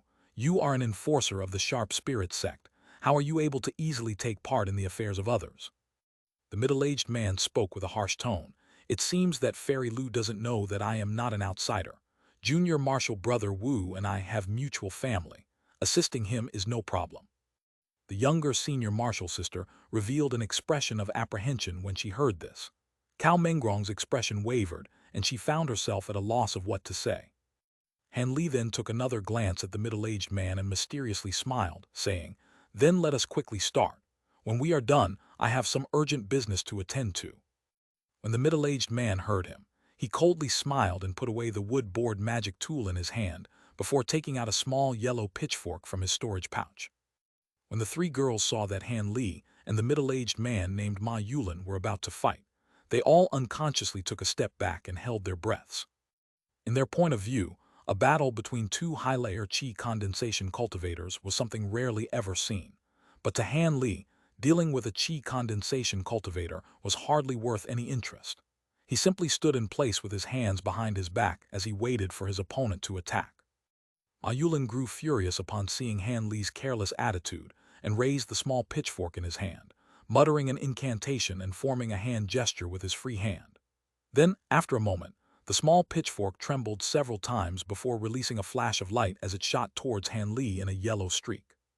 Han Li's expression remained calm and showed no intention of using a magic tool. Instead, he raised his hand and released a dozen talismans, each of them combusting into a fist-sized fireball as they charged towards the yellow streak. When Ma Yulin saw this, he inwardly sneered. The yellow wind fork was a mid-grade magic tool that his master had personally given him. A few fireballs weren't going to be able to block it. Despite these thoughts, he wasn't willing to meet the attack head-on and potentially damage his magic tool. He promptly formed an incantation gesture and had the yellow streak made a sudden turn and avoid the fireballs in an arc before streaking back to attack Han Li. Han Li smiled and pointed at the fireballs. Suddenly, the fireballs came to a stop and condensed together to form a cloud of flame the size of a wheel. It promptly turned into a 3-meter-long fire snake and shot towards the flying pitchfork, coiling around it and completely restraining it. Ma Yulin was greatly shocked and hastily poured the entirety of his magic power into the magic tool in an attempt to break it free. But as a result, the pitchfork simply glowed with brilliant yellow light and became further tangled with the fire snake. As the struggle continued, the magic tool suddenly dimmed and released a series of hums, a clear omen of its destruction. The middle-aged man saw that things were turning for the worse. Unwilling to have his magic tool destroyed, he quickly shouted out, "Stop! Fellow Taoist's magic power is outstanding. I concede defeat." When Han Li heard this, he smiled and pointed at the fire snake, having it relax its grip before disappearing into embers of flame. Han Li's effortless battle against an opponent of seemingly higher cultivation came as a delightful surprise to the three women in the pavilion. Wu Xiaoyu wore an unsightly expression when he saw this and hesitantly muttered, "Senior Marshal Brother Ma, this." "Enough, Junior Marshal Brother Wu," Ma Yulin quickly interrupted. "You've clearly seen that I am no match against him even with my yellow wind fork. The life of your nephew has been decided." He retrieved his magic tool and felt relieved after finding that it wasn't damaged. However, he now had a newfound fear towards Han Li's abilities and was unwilling to meddle with him any further. Wu Xiaoyu was brimming with resentment upon hearing this, but if his 10th-layer qi condensation senior martial brother didn't prove to be Han Li's match, then he wouldn't either. Afterwards, there was nothing to say, and the two sharp spirit sect disciples flew off the mountain with anger in their hearts. As for the other three women, they had gathered around Han Li and were asking him about the magic techniques that he used. He gave them a practiced excuse, explaining a bit about the small tricks he used to control the low-grade magic techniques. Then, the two senior martial sisters sincerely requested Han Li to answer a few questions about their cultivation problems, to which he casually agreed. As time slowly passed by and the day turned to night, the three found it awkward to stay and reluctantly departed. When the three women returned together on the next day, they found that Han Li had disappeared, only to leave behind a letter of farewell. After Cao Mengrong read the letter, she blankly stood in place. For some unknown reason, Han Li's sudden departure had caused her to feel an indescribable pain. When her two senior martial sisters saw this, they couldn't help but look at each other in dismay. Over 100 kilometers away, Han Li was slowly flying through the air on a flying magic tool and was chatting with Monarch Soul Divergence with his spiritual sense. "Youngster Han, have you truly decided to first head to the Guaning Prefecture and open the Feng clan's secret cave?" "Of course," Han Li replied. "I don't know when the pestilence demon's soulic seal will stop being effective. Naturally, I will first need to find a Buddhist technique to dispel my baleful qi, or else the matter will always be lingering on the back on my mind, and I won't be able to focus on restoring my magic power. I urge you to not put too much hope into this." Monarch Soul Divergence indifferently said, I don't fully believe that a trifling small clan of Buddhist cultivators could possibly possess a high-grade technique to dissolve baleful qi. Han Li frowned and replied, I know, but the Feng clan's secret cave is the easiest way. It would be for the best if I happen to find it there. Otherwise, I'll have to head to a famous Buddhist sect, and with my current cultivation, it will be quite difficult to resolve the matter there. Monarch Soul Divergent snorted several times in succession and said, After you cultivation dropped, these many simple matters have become far more complicated. If you still had your mid-nascent soul stage cultivation, you could found a Buddhist sect and have them sell you such a technique on behalf of your status as a nascent soul cultivator. When Han Li heard this, he could only shake his head with a bitter smile. It was said that Buddhist sects are prejudiced against outsiders. Even if he was still a mid-nascent soul cultivator, how could the sect easily allow their high-grade techniques to leave the sect? If it truly couldn't happen, he could only infiltrate a Buddhist sect and see whether or not he would be able to steal the technique he needed. However, when he thought of the oaths and shaved head he needed to enter a Buddhist sect, he felt somewhat gloomy. Perhaps it would be easier to find a method to dissolve the baleful qi in a Confucian sect, he sullenly thought.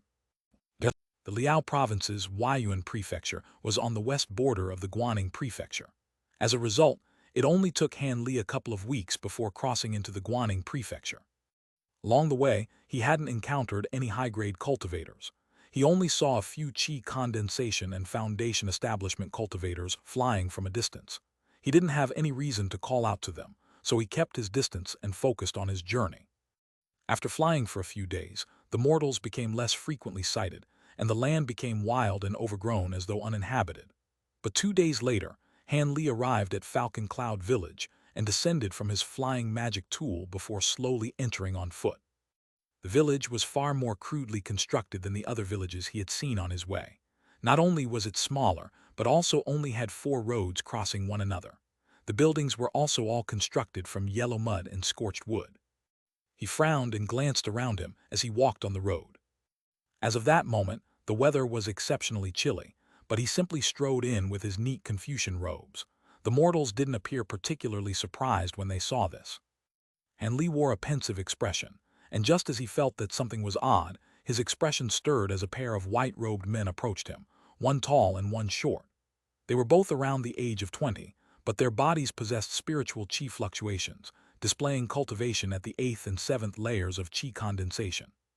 When the two saw Han Li, their expressions revealed a trace of alarm and approached him until they were 10 meters away.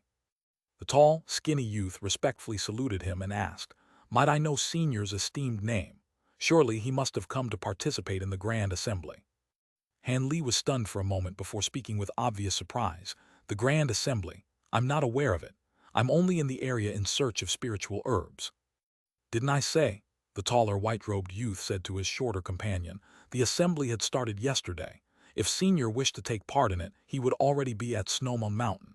It seems he was only passing by. That doesn't matter, the shorter youth said.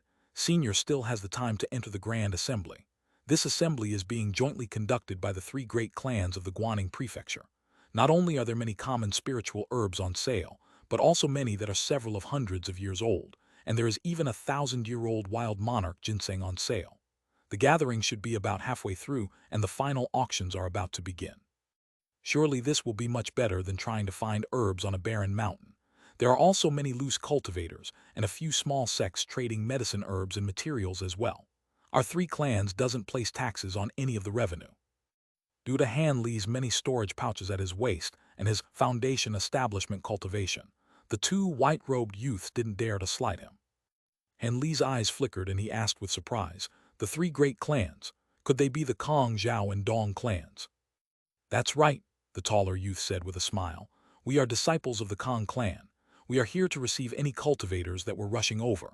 Originally, we didn't think that there would be more guests and were thinking of participating in the gathering ourselves, but it turned out Senior just happened to arrive on time. Instead of agreeing, Han Li glanced around and asked, This village is already under the direct supervision of the Kong clan. These mortals seem rather accustomed having cultivators nearby. This is quite rare. The taller youth explained, Senior is quite intelligent. 6 years ago, the village entered the ownership of our 3 clans and was filled with our clan's mortal descendants. As a result, they don't hold much fear towards cultivators like us. So it's like that, this will be troublesome, Han Li muttered, revealing an unsightly expression. The shorter youth's expression stirred and he eagerly asked, "What? Does Senior have some other affairs? Could he tell us? Perhaps we can be of assistance."